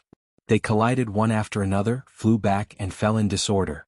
Their operating systems were a complete mess. They could only struggle on the ground, unable to get up no matter how hard they tried. The most miserable one was the stretcher on the robot in the middle. The entire module was bounced away. Huang Bingjun, who was on the stretcher, was like a duck that had its feathers removed. He flew into the air and fell in a free fall, landing solidly on the ground. The stretcher module stayed in the air for a bit longer. When it fell, it just so happened to slap Huang Bingjun's face. After the muffled sound, there was actually a groan. He's alive? Even though such an unforeseen event had suddenly occurred, Cat Eyes could not help but be distracted for a moment. Her gaze swept over the naked duck on the ground, and she gasped in admiration at Luo Nan's godly skills once more. Luo Nan's attainments in soul studies were enough to make an authoritative figure like Mr. Bai cast sidelong glances at him with just this one move. Sure enough, this fellow was a hidden boss. Who knew how many good things were hidden in his stomach? Soon, Cat Eyes had to recollect her mind. This was because at this very moment, someone slowly walked in through the suddenly empty door. Under the dim lighting, it was a dazzling white. The person who came wore a large snow-white robe. It was completely incompatible with the scene of real life. It was like the attire of a priest or a priest that would only appear in religious places. Compared to the standard of the robe, the color was truly excessive. Even under the disorderly lighting of the room, The robe seemed to be able to completely reflect all the colors of light, leaving only a dazzling and pure white. Guiju, who was not too far away from the door, had his heart about to jump out of his chest due to the robot being sent flying and damaged. But at this time he suddenly thought of a group of people when he saw this dazzling white. His beating heart instantly got stuck in his throat, choking him to the point where he nearly suffocated. There's still one more chapter before dawn. Friends, you can watch it tomorrow morning.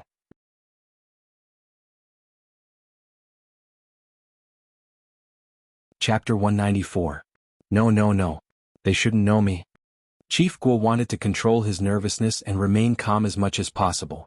If possible, he wanted to turn his head away and not look. But if that was the case, it would be really suspicious. He could only pretend to be surprised. Perhaps he could mix in a little anger? However, the shining white in his eyes was the source of the fear that could not be erased. He tried his best to hold on for a second and dispelled all other thoughts. He could only look over there in trepidation and accept the corresponding information stiffly. Chief Guo saw the tall and burly figure wrapped in a white robe. A little higher, it was a Western-style facial contour. It was deep and clear, and his skin was a healthy bronze color. These were not very recognizable. However, when Chief Guo's gaze stopped on the side of the person's head and saw the bright red flesh where the ears should have been, his eyes seemed to have been pricked by a sharp needle, and his entire body shrank. Even though he only saw one side, Chief Guo knew very well that the other side was definitely the same. The protection of truth. Oh no, what the hell? Chief Guo could no longer hold it in. He turned his gaze away to avoid further stimulation, but it was meaningless. At this moment, his legs and stomach were spinning, and he felt a cool breeze blowing over his neck. In the blink of an eye, it turned into fire, burning his skin and flesh. Chief Guo shrank back and pretended not to see the person. However, Shui Weiluan could not do that. This guy who had suddenly appeared and was dressed in strange clothes was suspicious no matter how he looked at it. At the very least, he had to explain how he had walked into the defense circle set up by the special police and appeared in the door. Shui Weiluan placed his hand on the edge of the weapon cabin. Just as he was about to ask, the sound of bodies falling to the ground came from outside. The fully armed special police officers in exoskeleton armor fell almost at the same time. At this moment, Shui Weiluan's reaction was not slow. He instantly pulled out his gun and opened fire. The electromagnetic hand cannon specially prepared for the special police officers fired a fatal bullet. However, in the end, it only made a big hole in the door frame. The deflection angle was so big that it was beyond common sense. Shui Weiluan knew what was going on. The moment he pulled the trigger, his head was pierced by the invisible bullet first. The violent shock made him lose control of his body. He tried to turn it around. He staggered forward, but in the end he sat on the ground softly. It would be difficult for him to get up in a short period of time. All of the attacks were on the invisible and traceless spiritual level. In the face of an expert with mortal strength, ordinary people were really powerless. In just 2 seconds, the person finished clearing the area and walked in slowly. Luo Nan saw that this person's pupils were a deep gray. He gave off a feeling of solitude and coldness, but the violent methods he displayed added an extremely powerful tension and uncertainty. Of course, Luo Nan had also noticed that both of his ears were missing. With such an image and such tyrannical strength, he couldn't be a nameless figure, right? It was at this moment that Cat Eyes saw the appearance of the incoming person. She groaned in the encrypted channel. "We're in big trouble, child." "Child? Order of Justice?" "That's right, the Ears of Truth, a fanatic of the Order of Justice." Luo Nan's eyes weren't blind. That Chief Guo is definitely related to the Order of Justice. Since he's from the same family, what's with that expression? Humph. The secular faction bumped into the truth faction. The shallow believer bumped into the fanatic believer. The replacer bumped into the executioner. It's already not bad that he's not crying for his mother. Just like all large organizations, the Order of Justice was unable to avoid internal disputes. This was especially true for a cult like theirs, which focused on the worship of holy objects and beliefs. Without the suppression of a powerful god, it was easier for things to go wrong. The Order of Justice's holy object was the distinctly black and white scales of truth. Within the Order, the secular faction and the truth faction were like this scale. One was black and the other was white. They were separated on 2 sides. The 2 sides were just as their names implied. One leaned more toward the chaotic secular world, while the other leaned more toward the pure truth. The truth faction was dissatisfied with the secular faction's extraordinary actions in the sacred replacement. They believed that using the secular world's money, women, and turbid desires to replace the supernatural powers bestowed by the truth was a serious blasphemy. The secular faction snorted at the truth faction's harsh doctrines that were far from reality. At some point in time, the church's truth faction members began the purification project. They punished those who had gone too far during the deity substitution. Later on, the enmity between the two factions gradually accumulated. The so-called forms of punishment became more and more cruel. Quite a few truth executioners were born from this. Child was one of the most famous ones. His strength wasn't necessarily the strongest, but his habitual punishment of the mirror image of truth made people's expressions change. The basic concept was roughly this. Whatever ability one obtained through the secular replacement, one would die under the circumstances created by that ability. Luonan understood a bit. It was no wonder that Child still didn't care about Huang Bingzhen's life even though he already had the absolute advantage. Now it seemed that he simply wanted Huang Bingzhen to die from the destruction of his soul. To the truth faction, there was nothing more disgusting than the fact that a person like Huang Bingzhen was alive in this world. The problem was that Child's intentions had been destroyed by Luonan. Child didn't immediately come looking for trouble with Luonan. According to the duties of the purification project, he still had a target that needed to be solved. Not far away from Child, Director Guo strove to maintain a bit of calmness, but it was useless. His entire body was trembling from head to toe. This was because he knew that the tall man standing behind him could take his life with a single breath if he really wanted to. Child walked to Director Guo's side and sized him up a few times. He opened and closed his mouth. His voice was deep and resonant. It was as if it could penetrate the eardrums of his ears. You don't need to worry for the time being. Using the price of the secular world to exchange for the achievement of the secular world still hasn't deviated from the original intention of the substitution. But who gave you the right to participate in the process of blasphemy against the truth? Director Guo opened his mouth to speak, but he couldn't find a suitable reason no matter what. He didn't even have the courage to turn his head. His face grew paler and paler, nearly transparent. Despair seeped out from within. The other people in the room were dumbfounded for a time. No one would have thought that Child would be this terrifying in Director Guo's eyes. It was easy to imagine the reputation and prestige of this executioner within the order of justice. Things don't seem too good.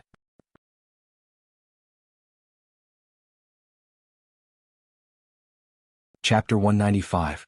Cat Eyes must have forgotten that she had been praising Luonan for using this standing posture. As for the question, Luonan knew the answer. Luonan's gaze first swept over Xue Weiluan, who was sitting on the ground. He confirmed that Uncle Xue had only suffered an attack on the mental plane and that he was not in mortal danger. Luonan let out a secret sigh of relief. Then his gaze fell upon the 3 scrapped robots. He pondered whether or not the special storage device was still in good condition. The Faith product inside was specially designed for people like Huang Bingda and Guoju. It was also the root cause of tonight's situation. The unconscious Huang Bingzhen was blessed. The conscious Guoju was a complete tragedy. Guoju's body was shaking like a sieve. His gaze was stiff as he looked forward. He would answer whatever Child asked him. He could not even think about whether he could save his life or not. Child's voice was like a clenched fist, squeezing everything out of his brain. As for what would be left in the end, perhaps only truth would know. Thanks to Guoju, Fairchild's attention was still on the other side. Luonan and Cat Eyes had a buffer. Cat Eyes shouted in the encrypted channel, "Where are the people behind us?" The encrypted channel began to flood. A fellow called Red Fox, who should have been behind Cat Eyes, arrived at the scene. He was already beginning to beat a retreat. "Fairchild? I'm just going to die. It's useless even if Kitty is here. Anyone else going to die?" Bamboo Pole, who had worked with them before, was also in the sequence. Fox plus Cat, X2 is also wasted. You guys are still alive. That message is truly shocking. There was also a fellow called Papercut who revealed some actual information. I personally saw the earless man in action last time. He's a master who went against the metal storm. His shield of truth is simply a bug. Are you guys sure you're still alive? Bamboo Pole concluded, let's outsmart him. Let's kneel first. This brother is quite skilled in killing the order of justice. He Yuan sent over more detailed information at this time. Fairchild is indeed an all-rounder ability user, but his strength lies in the power of faith. He is one of the few who can draw upon the holy power of the scales of truth to form the shield of truth. He is an unstoppable fanatic for at least 90 minutes. In terms of defense, he is already at the level of a mortal. Cat Eye's eyes twitched when she saw this. Hey, reading the information is useless. Why don't you tell us how to deal with it? All members who have entered the operation but have not arrived at the scene of the incident, please turn to the Haipu Hotel on the neighboring Yulon Street. What do you mean? Hiyuan replied calmly. Fairchild has a tendency to go berserk when carrying out the purification project. None of the personnel currently deployed can make an enemy of him. It will only cause unnecessary stimulation. Therefore they had to regroup and avoid adding fuel to the fire. I've already reported this to the association. The reinforcements and negotiations will be carried out simultaneously. It's still better to negotiate. Other than killing people within the order, this person is still very low-key to the outside world. Bamboo Pole suggested, Kitty, why don't you share your view? Let's discuss it together. There wasn't any direct conflict in the first place. If we can reason with him and both of us take a step back, it would be best. Luonan could not get a word in on this discussion. After all, the target of the operation was no longer the human-faced arachnid, but a more direct problem like Fairchild. However, it was not right to say that he was completely unoccupied. Child had been watching him in a way that was difficult for others to understand. Luonan received it. He had to receive it. Finally, Guiju's calamity was over. Fairchild walked up from behind him, no longer paying attention to him. It was only now that Guiju dared to bend his knees. His entire body fell limply to the ground. He stared blankly at Fairchild's back. His body swayed within the dazzling white light. In the end, his head hit the ground and he fainted. Good news. There's a way. You must hold on. Several messages popped up in the encrypted channel at the same time. Guiju's narrow escape gave the members of the society a glimpse of hope. Today, the killing intent of this Ears of Truth did not seem to be particularly strong. But soon, the few people sharing Cat Eye's view in the channel felt a bit strange. Fairchild's gaze was slightly off in the direction they were facing. It looked very uncomfortable. Kitty, who's he looking at? Mr. Luo, Cat Eyes answered simply. Only then did many people in the channel remember that Luonan, the convener of this event, had not spoken for a long time ever since they started spamming the channel. Are you still holding on? Bamboo Pole had cooperated with Luonan once before, so he had a rather deep impression of Luonan. From Bamboo Pole's perspective, Luonan was a specialized psychic. He was also an extremely inexperienced young student. His psychic drawing ability was astonishing, but he did not display any special talent when it came to his ability to deal with affairs. That night, Hiyuan had planned all of his actions for him. Occasionally he would reveal his extraordinary talent, but it was Cat Eyes who was courting death. It made sense when one thought about it. A 16-year-old high school student who was trapped in the self-logic of a psychic all year round would not be a genius but a monster if he could coordinate, communicate, and deal with affairs. Bamboo Pole's worries were very practical. Would this half-grown kid be able to hold on when facing one of the most terrifying executioners of the Order of Justice? This did not just require courage. It also required wisdom, experience, cultivation, and even a bit of luck. Luonan did not respond. The people in the encrypted channel did not even know if he had noticed this message. Kitty, what's going on with your partner? Yeah, he's under a lot of pressure. Cat Eyes shifted her gaze as she responded.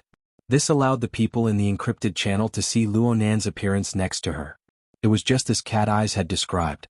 Luonan's body was clearly a bit stiff. His face was the same. At the very least, it did not appear to be alive. Luonan's gaze was fixed straight ahead, meeting with Fairchild's dark gray pupils.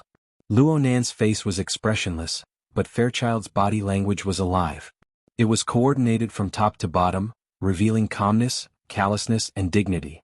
As for Luonan, the muscles of his entire body were stiff. Anyone could see the tension and pressure he was under. Hurry up and wake up. Relax your breathing. He can't hear us. He's done for. He's completely suppressed. It's already pretty good that he can look him in the eye. How old is he? Fairchild doesn't care about his age. That Huang Bingjin doesn't seem to be much older than Luonan. Amidst the chaos, there were people who were baffled. Why is he focusing on Luonan? What is Fairchild thinking? Could he have seen that Luonan is a psychic? The Order of Justice definitely doesn't lack psychics. They rely on psychics to make a name for themselves. Wave after wave of messages flooded the encrypted channel. Some used text, some used voice, and some simply used telepathy. All sorts of methods were mixed together, turning it into a pot of porridge. But in the next instant, all the chaos froze at the same time. This was because Fairchild's lips opened and closed. His deep and low voice flowed clearly within the room.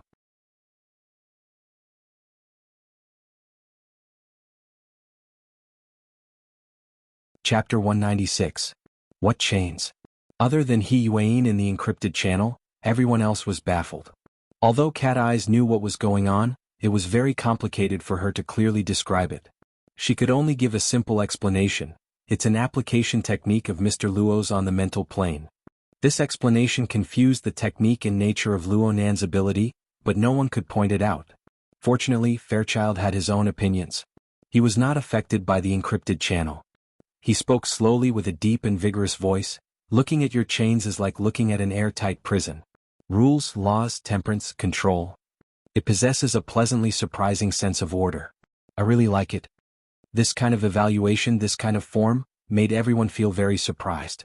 It was like praise, but it was also like idle chatter. It caused the tense atmosphere to gradually ease up. This was a very good start.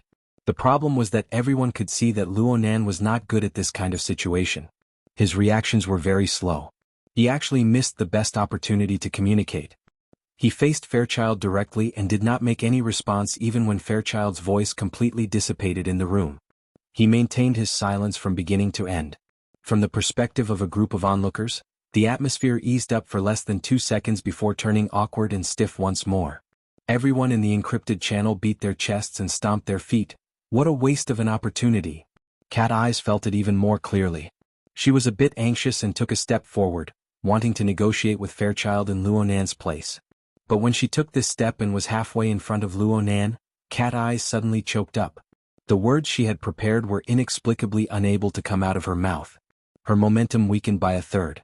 It was not easy for her to speak, so she unconsciously changed her words. Mr. Fairchild, we believe that all of this is a misunderstanding. We accidentally encountered this filthy secular exchange while we were chasing the human-faced arachnid. We are also trying to stop it.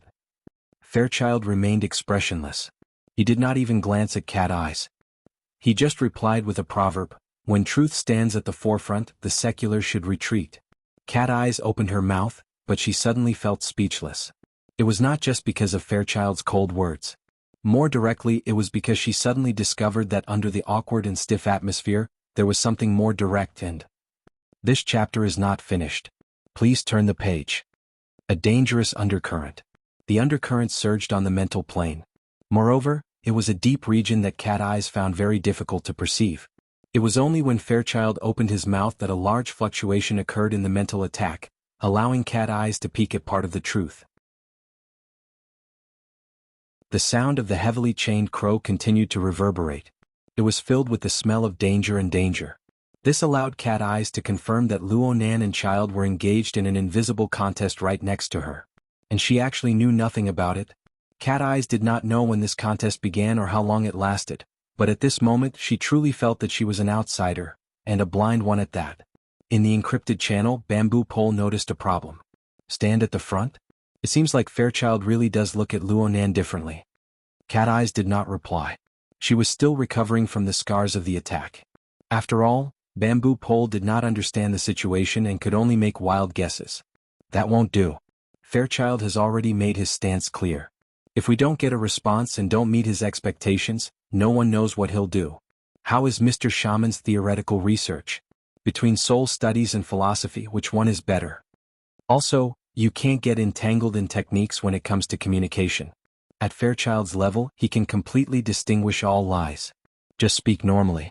Say whatever you want. I'll give it a try.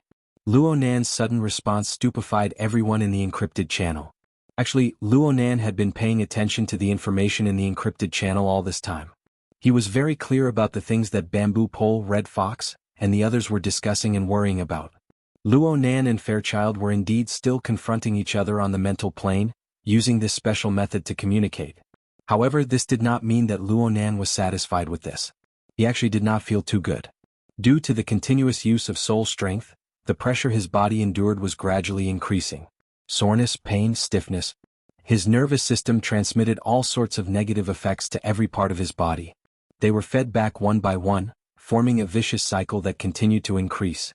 If a simple verbal exchange could satisfy everything, Why would he need to take this unnecessary risk?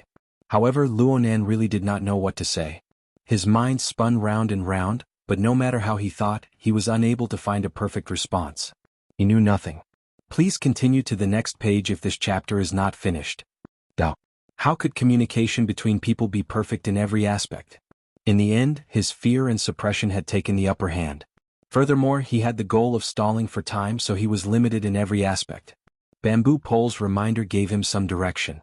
What did he want to say the most right now when faced with Fairchild's evaluation? Luonan stared at Fairchild's callous and calm face. A few seconds passed before he took a deep breath and spoke softly, "Thank you. Thank you, Mr. Fairchild. We're done for." The channel was filled with sorrowful cries. Luonan had responded immediately after Fairchild spoke, but it was not too bad. Just how long did he need to react to thank Fairchild? The channel was too chaotic. Yuan, who had not spoken for a long time, simply cleared the screen. She did not need to do anything. Luonan had already given up on referring to the contents of the channel. He just said what he wanted to say. This is one of the results of my grandfather's research. I call it, my heart's a prison, the prison of a prison. Based on the foundation of formatting theory. If there was anything in this world that could cause Luonan to talk endlessly, then it would be his grandfather's achievements. His grandfather's formatting theory. After all, this was the result of his entire 5 years of blood, sweat, and tears. However, Child was not here to listen to his science. After 2 or 3 sentences, he cut to the chase and began a formal conversation. It's very good to have a special structure and function in a wonderful way. But physical training is terrible. Is it because of the lack of a system? This was a criticism of my heart's a prison. Luonan knew that Child was right, but at this moment he felt that he needed to reciprocate. Mr. Child's mental storm also lacks order. It lacks a sense of rhythm. As soon as he said that, everyone in the encrypted channel went silent. They couldn't even utter a single word. Why did he suddenly become angry? When he finally came back to his senses, the channel was filled with notifications. Steady. Just bear with it for now. They don't have any ill intentions. Don't argue or you'll be at a disadvantage. Unfortunately, Luonan had already completely ignored the opinion of the encrypted channel at this time. He followed the previous words and said, "What's the reason?" "It's too late. I can only make adjustments."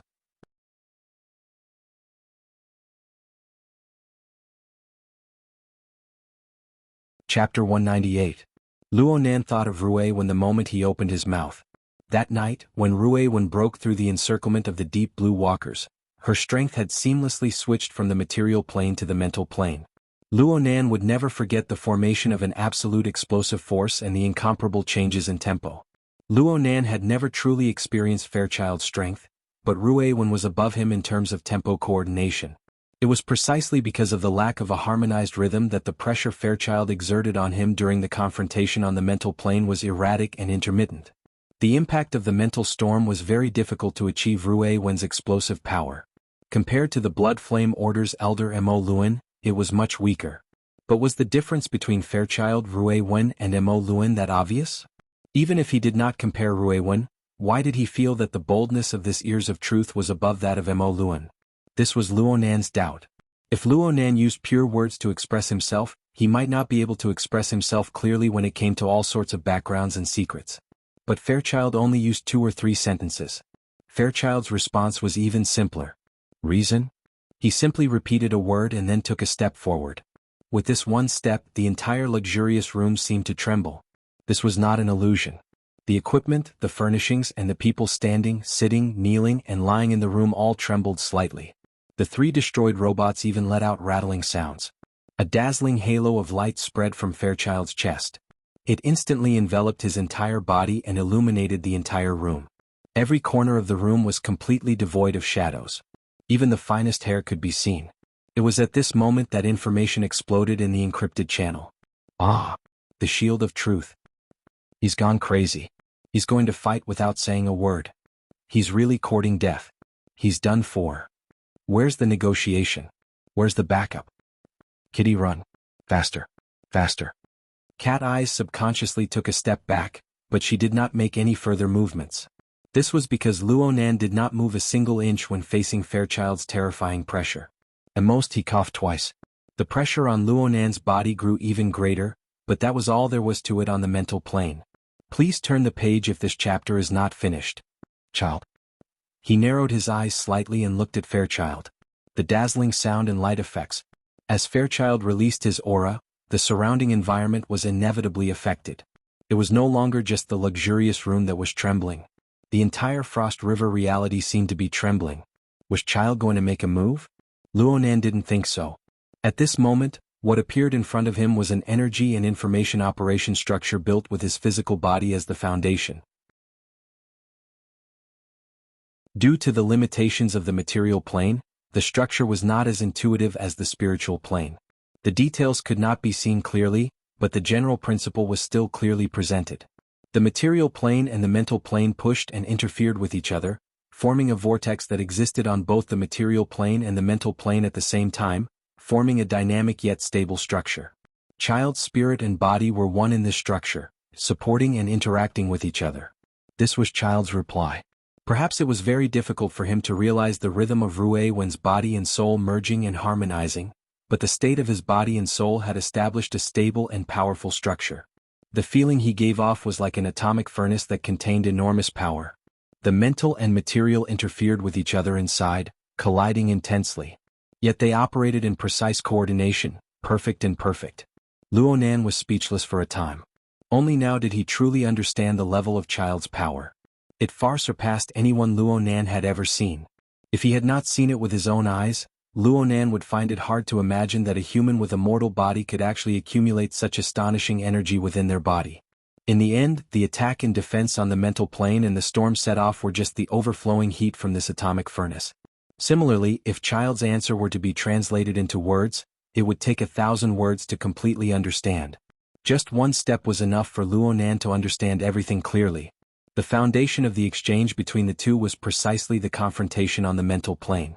The heavily chained crow and the mental storm, one defensive and one offensive, collided and probed at each other every moment. All they needed to do was to repeat some of the situations that occurred during their exchange using words. Compared to the reality of the plane, perhaps it was closer to the original intentions of the two. Luonan had to admit that he was very suited for this sort of exchange. It was simple and direct, saving him a lot of meaningless words. This chapter is not over. Please turn the page. There was no need to express any attitude. All intentions were clearly revealed through the mutual collision and probing on the mental plane. The only problem was that this sort of exchange was too strenuous. Luonan's soul could withstand it, but this did not mean that his body could. So he tried to use more words to translate. First, he needed to apologize for Child's misjudgment of the mental storm. I'm sorry. However, I don't think that my grandfather's theory isn't systematic. This situation only occurred because of the choice of method and the lack of depth of understanding in his early years. Everything else didn't matter. There was only one point, and that was Child's evaluation of formatting theory's lack of systematicness.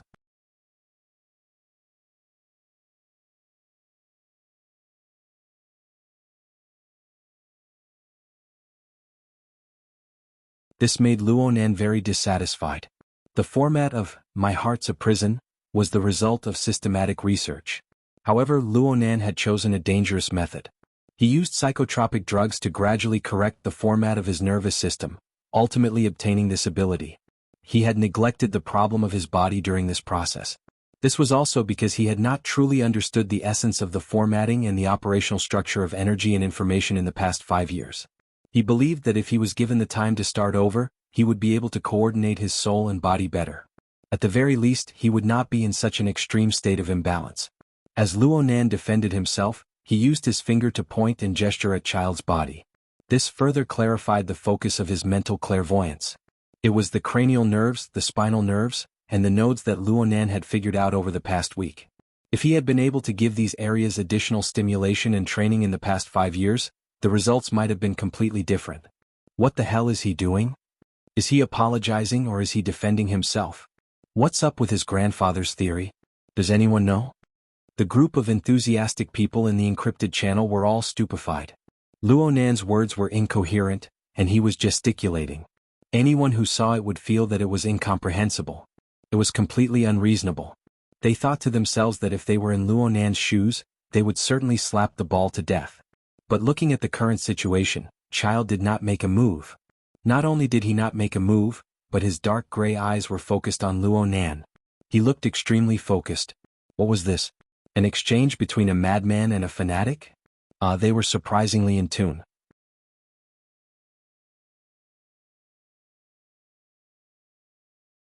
Chapter 199. It was already 8 o'clock in the evening. The rain was still falling endlessly from the sky.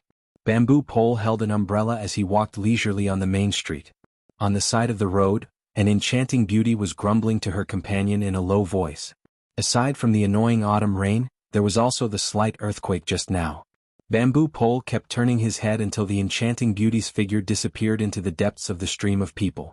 If he did not have a mission tonight, he would not have minded a beautiful street encounter. As for the beginning of the conversation, there was no harm in saying, actually it wasn't an earthquake just now. It was just two brothers with mental issues having a heated conversation. At this moment, Fairchild's voice came from the Hexa ear. Your order is reflected in your soul. My order is reflected in my fleshly body. We have only completed one side of the problem while hoping to fix the flaw on the other side. The only difference is that I can continue to search for a solution just like your chains. But you must first complete a difficult surgery and make a systematic correction. The error lies in the theory or in the choice. It will not change the result.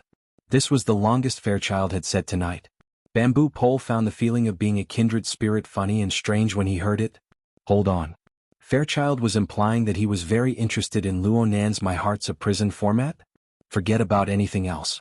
As long as this conversation got out, the name of Mr. Psychic and his formatting theory would certainly soar. It would resound throughout Xia City. But was that thing really that useful? Bamboo Pole walked into Yulan Hotel with doubts. He took the elevator straight to the 89th floor. This was a restaurant. At a table by the window, a young man wearing a red jacket waved at him. Hey buddy, the best spot. It only costs 20 credits. Bamboo Pole curled his lips and walked over to sit down. The best spot is a block away. Kitty will be happy to trade places with you. That being said, when he looked through the drizzled glass window, he could still clearly see the triangular indoor playground 2 kilometers away. Red Fox grinned with an odd expression. The feeling of the 3 buildings swaying together was really cool. The spaceship is about to take off. The layout of Frost River Reality was very interesting. The entire building spanned across 3 independent buildings, each occupying a portion of the floor. The entire building was painted in the interwoven colors of space black and silver white. It was like a large triangular alien spaceship that was inserted into the city. It seemed as though it could fly into space at any time. Just a few minutes ago, Child had released the Shield of Truth.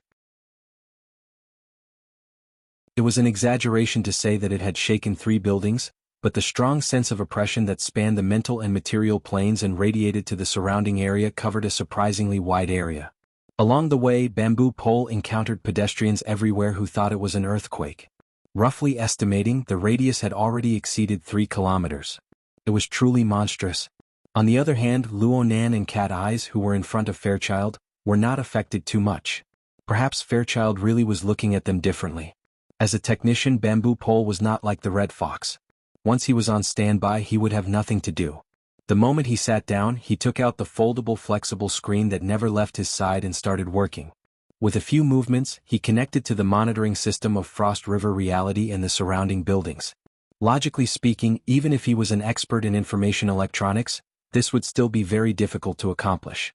However, the society always had shares in Frost River Reality. They had quite a bit of relevant authority. Relying on the temporary authority Huiyuan gave him, it was relatively easy for him to do these things. Hundreds and thousands of monitoring images switched back and forth on the flexible screen. Only an ability user like Bamboo Pole, who had exceptional dynamic vision, was able to grasp the key information within. Red Fox stretched his head out to take a few glances. He was extremely puzzled. What's the point of doing all this right now? That freak Fairchild has a radius of 3 kilometers. That's a field of control of 30 square kilometers. Right now, we might even be the ones being monitored by him. Bamboo Pole did not even raise his head. He continued to filter through the images with his eyes. It's not that exaggerated. The resonance range of the Shield of Truth and the field of control are different. A ratio of 10 to 1 is already quite amazing. After all, it's a kind of cultivation where the body and soul are fused together. How can it be the same as mental senses? Oh, I forgot. You're an expert in the research of secret orders. Red Fox was the first to breathe a sigh of relief. That earthquake just now had really increased the pressure on him. He was feeling much better now. Don't relax too early. Fairchild has never been a high-profile character.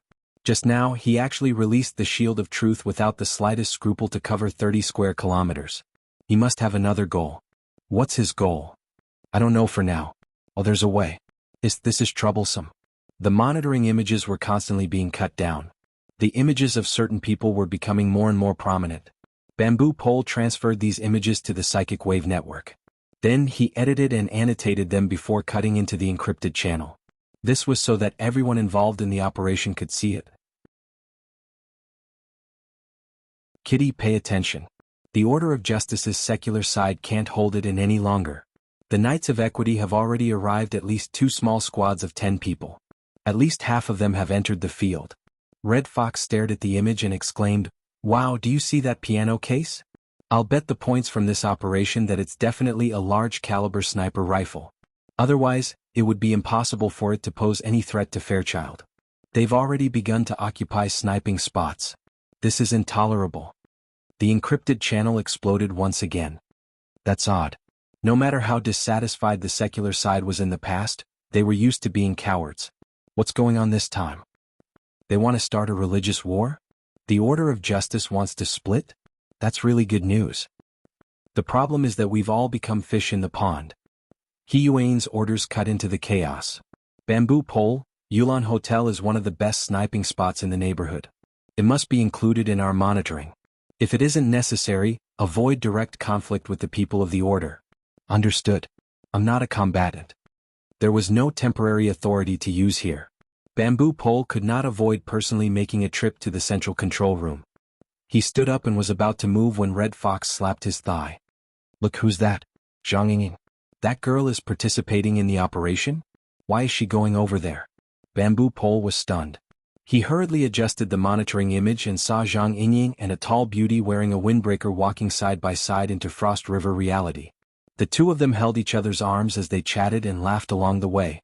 They had an amiable demeanor and were very eye-catching. However, the windbreaker beauty's spiritual senses were very sharp. She suddenly turned her gaze towards the monitoring probe, meeting face to face with the people who were paying attention to her. Her dark chestnut-colored eyes were bright and beautiful. However, her expression, which seemed to be smiling yet not smiling, carried an indescribably deep meaning. Bamboo Pole inexplicably felt that this woman was familiar, but he could not recall where he had seen her before. Before he could finish his thought, Red Fox pushed him. From their angle, they could see the low-altitude flying shuttle stop above the rooftop of Frost River reality. He Yuan's tall and slender figure descended from the sky behind the blurry curtain of rain. She told us to wait for orders.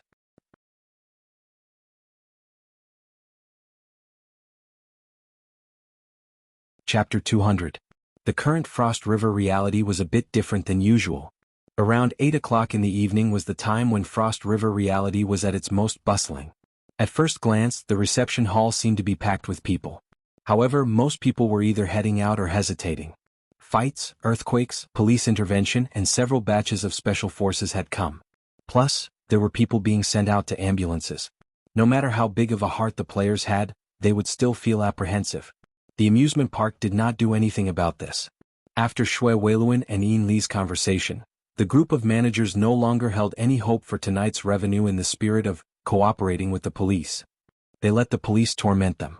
This was the scene Zhang Yingying saw when she entered Frost River reality. She could not help but sigh. If that earthquake monster came here, everyone in the reception hall would be dead. A group of ignorant and pathetic people. We knowingly violated it. So what? Bai Xinyan shrugged. It must be a moral model that keeps promises. Doctors have to be responsible for their patients. Zhang Yingying reached out to touch her face. The skin grafting technique of Luoyang City is amazing. It's 10 times thicker, isn't it? Bai Xinyan's eyelids fluttered. She turned to bite Zhang Yingying's fingertip. Zhang Yingying giggled and pulled back.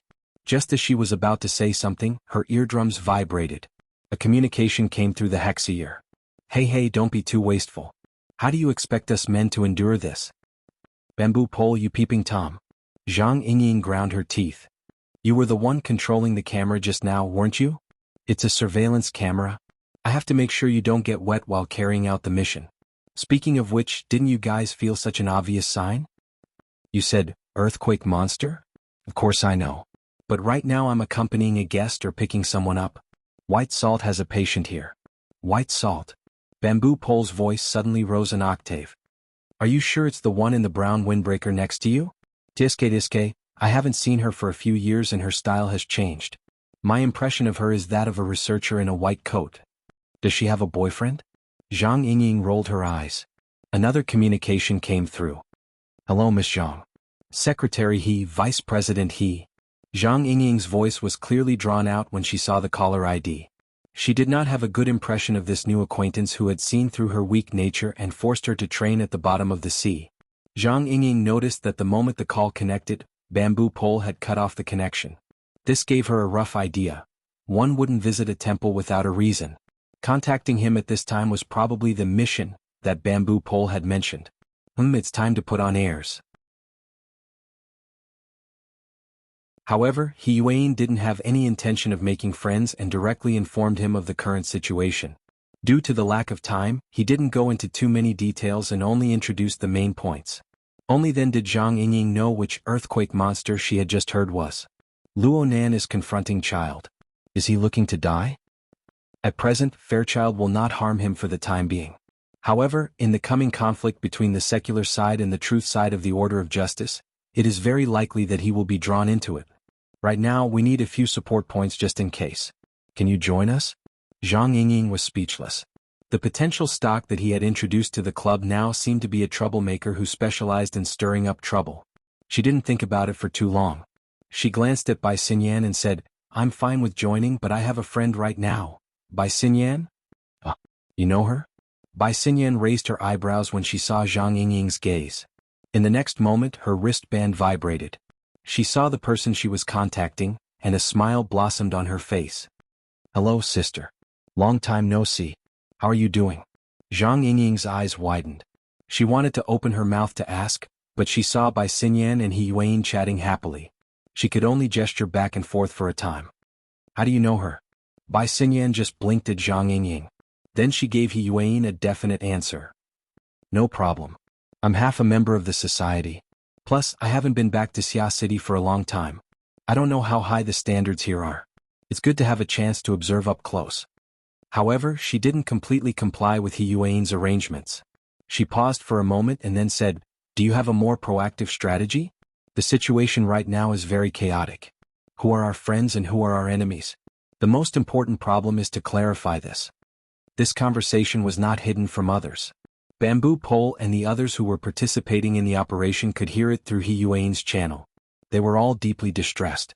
A hunting operation against the human-faced arachnid had turned into an encounter with the ears of truth, Fairchild.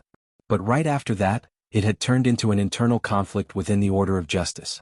The continuous shifting of contradictions left people at a loss as to what to do. They really were just here to surround the human-faced arachnid. But right now, powerful characters and powers were endlessly joining in, forming a giant maelstrom. The momentum grew fiercer and fiercer, and it looked as if there was no direction to speak of. These people felt a great deal of pressure even though they were just there to provide support. In reality, there were already people who were beating the drums of retreat. Red Fox's desire to fight had never been too strong. Right now, the order of justice is in a catfight. It's not appropriate for us to get involved, right? Most of the secret order are madmen. If an all-out war between the society and the order is ignited, then who will be responsible? Someone called Metal Box immediately appeared in the encrypted channel. He gave Red Fox's post a thumbs up. He had yet to arrive at Yulan Hotel, but he didn't want to come. The society's mission briefing still has the human-faced arachnid written on it. Where the hell is the human-faced arachnid? I just saw Fairchild.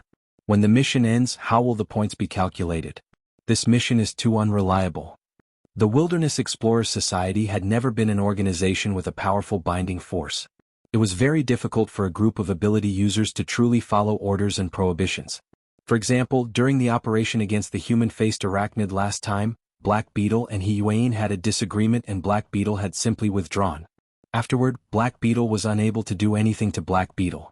What's more, the chaotic and ever-changing direction of the operation gave people an excuse to withdraw.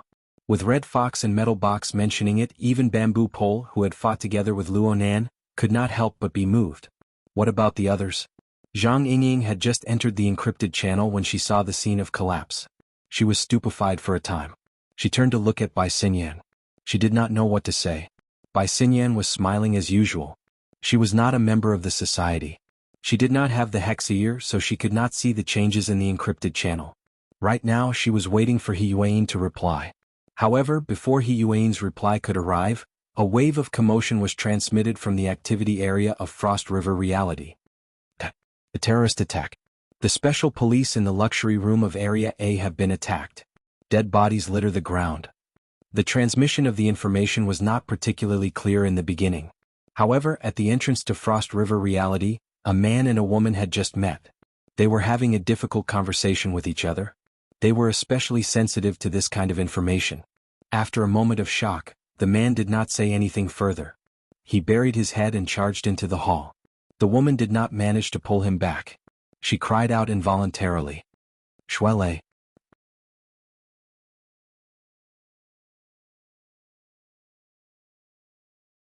Chapter 201. Inside the luxurious private room in Area A, Cat Eyes let out an irritated breath. She forced herself to shift her attention away from the chaos of the encrypted channel. But when her gaze turned to the two people in the private room who were still communicating with hand gestures, she felt that it was much more fun to quarrel in the encrypted channel. The entire situation was stirred into chaos by the whirlwind storm, but there were still some people in the center of the eye of the storm who didn't have the slightest awareness. There was no need to talk about Child. After all, he was one of the most powerful people in Summer City right now. He could be ranked as an extraordinaire. But the other person?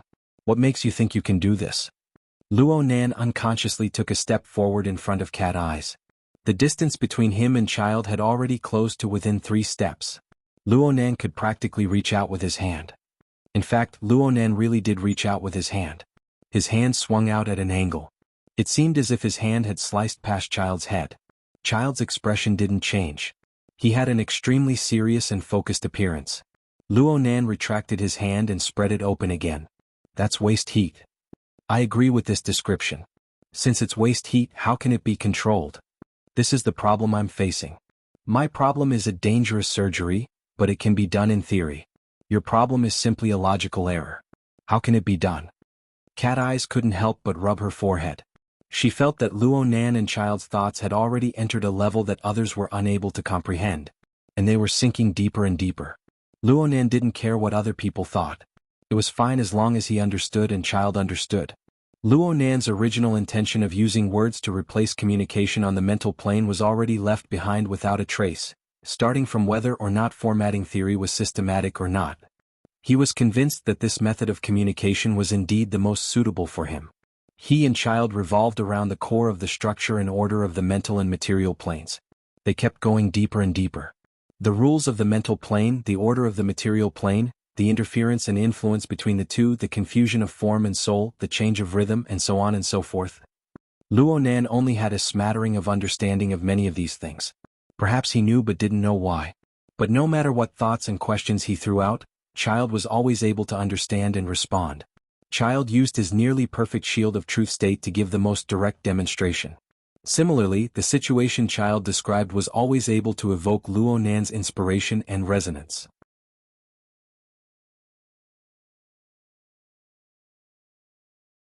He stood on the theoretical basis of formatting theory and combined it with his own practice, as well as Raven and Jack's exquisite and intuitive demonstration that night.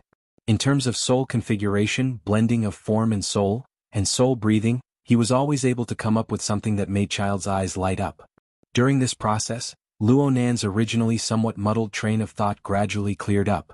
This was especially true in the domain of the interaction and interference of the mental and material planes. Some specious things were swept clean. Luo Nan's mind was unprecedentedly clear. In comparison, the physical stress was nothing. However, as the two of them cleared up their train of thought, the conflict that had never been seen before also appeared. The main source of the conflict was Child. This Ears of Truth saw the wonders of the format of My Heart's a Prison, and even soul breathing, and praised the order at the mental level that it brought. But what he hoped to do wasn't just to see clearly. If Child's structure of form and soul could be viewed as an atomic furnace, then this powerful structural system was mainly established on the material plane as a foundation. Its main area of effect was also on the material plane. What manifested was his powerful body and defensive abilities that transcended the mortal plane. This structural system was powerful and highly orderly, but it was also relatively closed off. The soul and flesh interacted with each other, each occupying their own position. No matter which side it was not easy to leave the circle. Because of this, Child's development on the mental plane was limited while he obtained powerful physical strength. The storm he formed on the mental plane was nothing more than a reuse of the overflowing heat of the atomic furnace. Luo Nan couldn't be compared to Child, but he could use Raven to make a comparison. Raven's blending of form and soul pursued the seamless transition of multiple planes.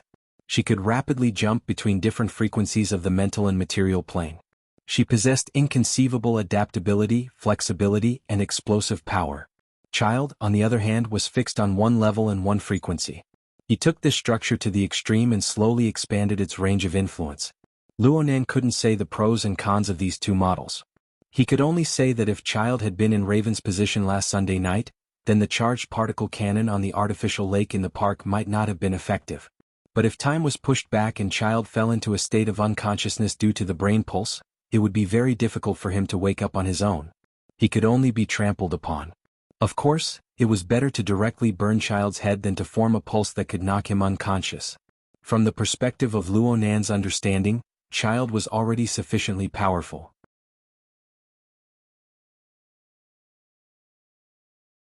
His atomic furnace was the structural system formed from the shield of truth of the Order of Justice's secret cultivation technique. Its firmness and solidity had already surpassed the imaginations of humans. But from Child's point of view, this wasn't perfect. The purpose of cultivation is to explore the truth. We need to observe this world from a more holistic perspective. We need to discover the profound mysteries hidden deep within the world. We need to clarify the order of the world. Nothing is more important than observation. Observation is the most crucial ability for humans to understand and order the world.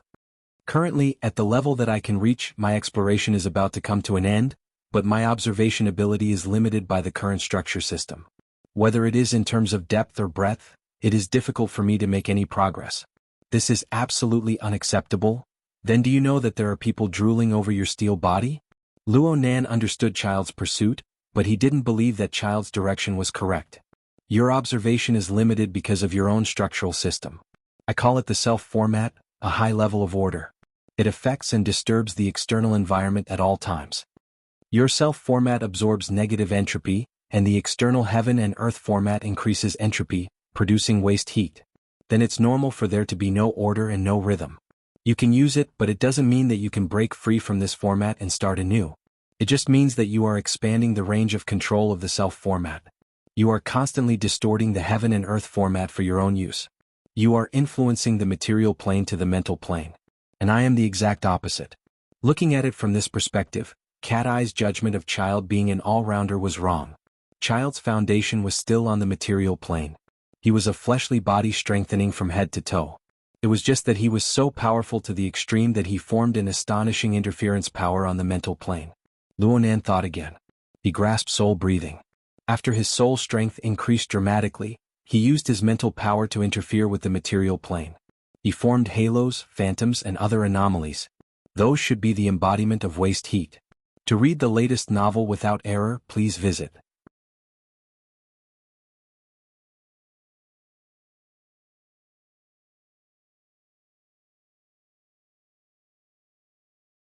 Chapter 202. There's a chapter up ahead. Don't miss it, everyone. Theory and practice mutually verified each other. The more Luo Nan spoke, the more he felt his mind clear and unobstructed. He didn't care whether it was right or wrong. He expressed his thoughts directly in his mind.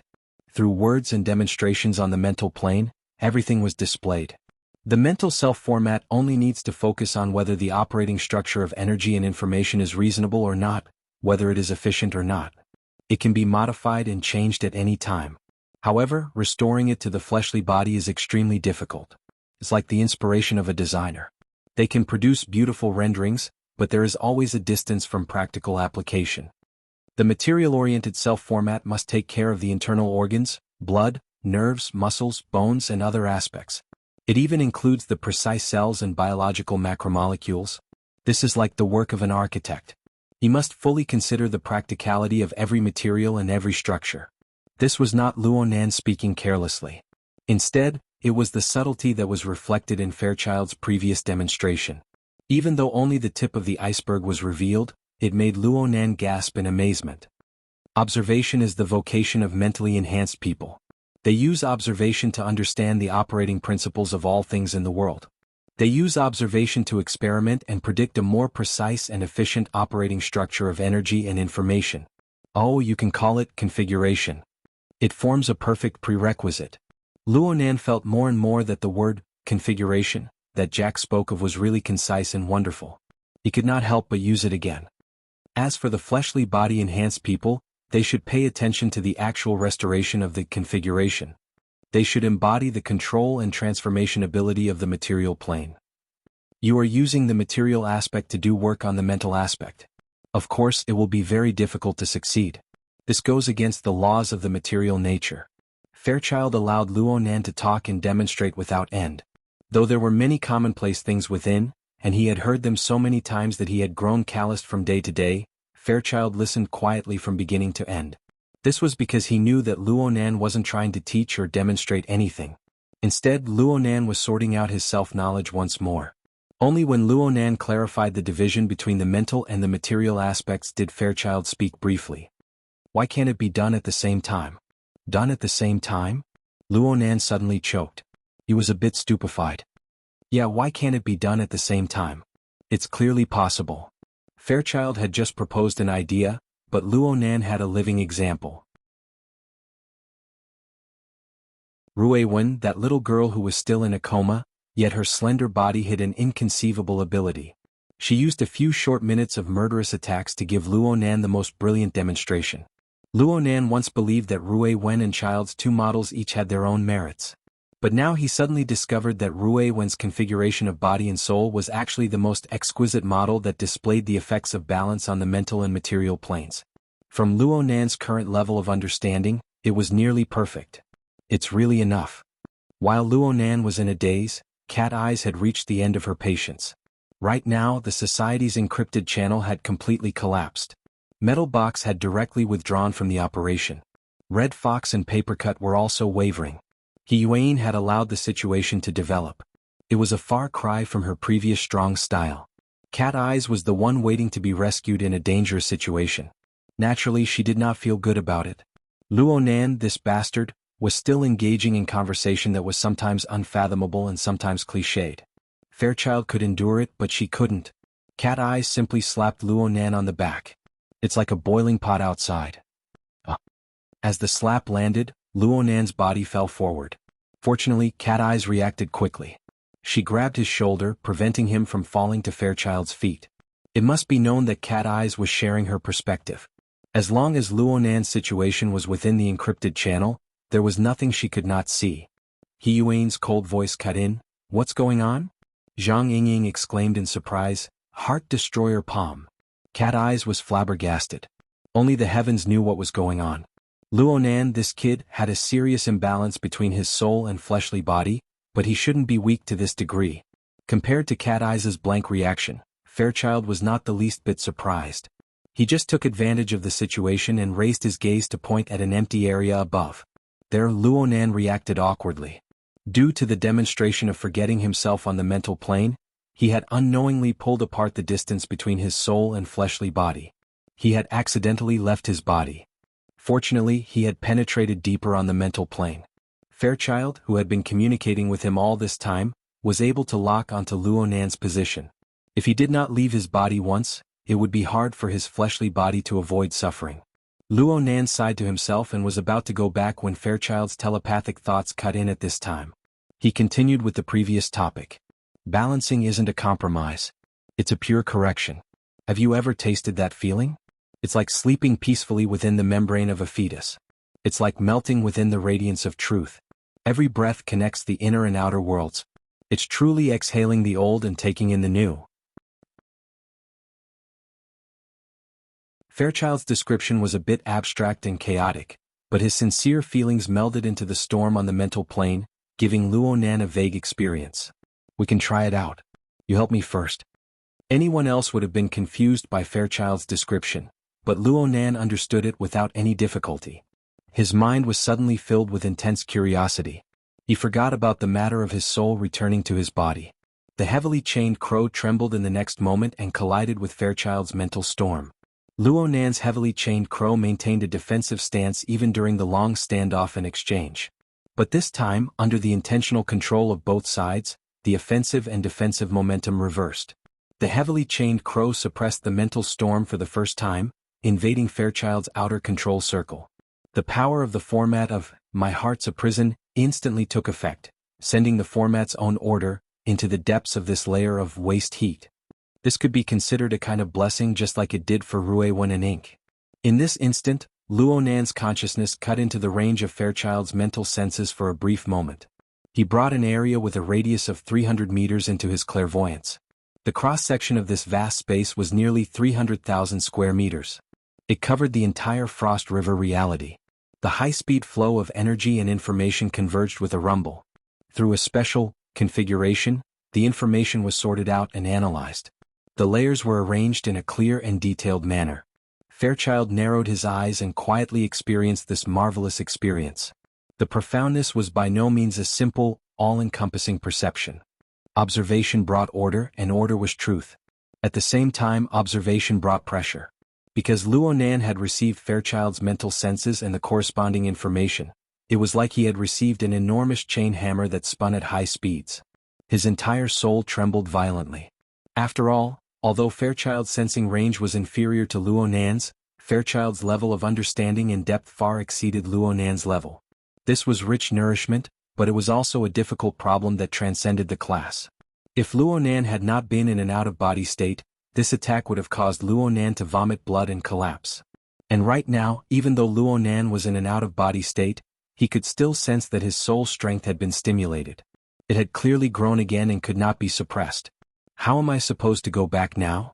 Luo Nan's bitter smile had just returned when Fairchild suddenly took a step forward. Fairchild's snow-white robes fluttered, and he raised his fist that had been hidden deep within his robes. The fist struck straight out and smashed into the chest of Luo Nan's unconscious body. A mercury-like radiance surged back and forth between the fist and the chest. For the fastest and error-free novel reading, please visit that you're tuning in to the Han Lee's Wuxia Chronicles YouTube channel. We're so grateful for your support, and don't forget to subscribe to join us on this incredible journey through captivating stories. Your generosity through donations truly makes a world of difference, as it's the primary source of revenue that allows me to expand and enhance this channel for you. Thank you from the bottom of my heart for being a part of this adventure.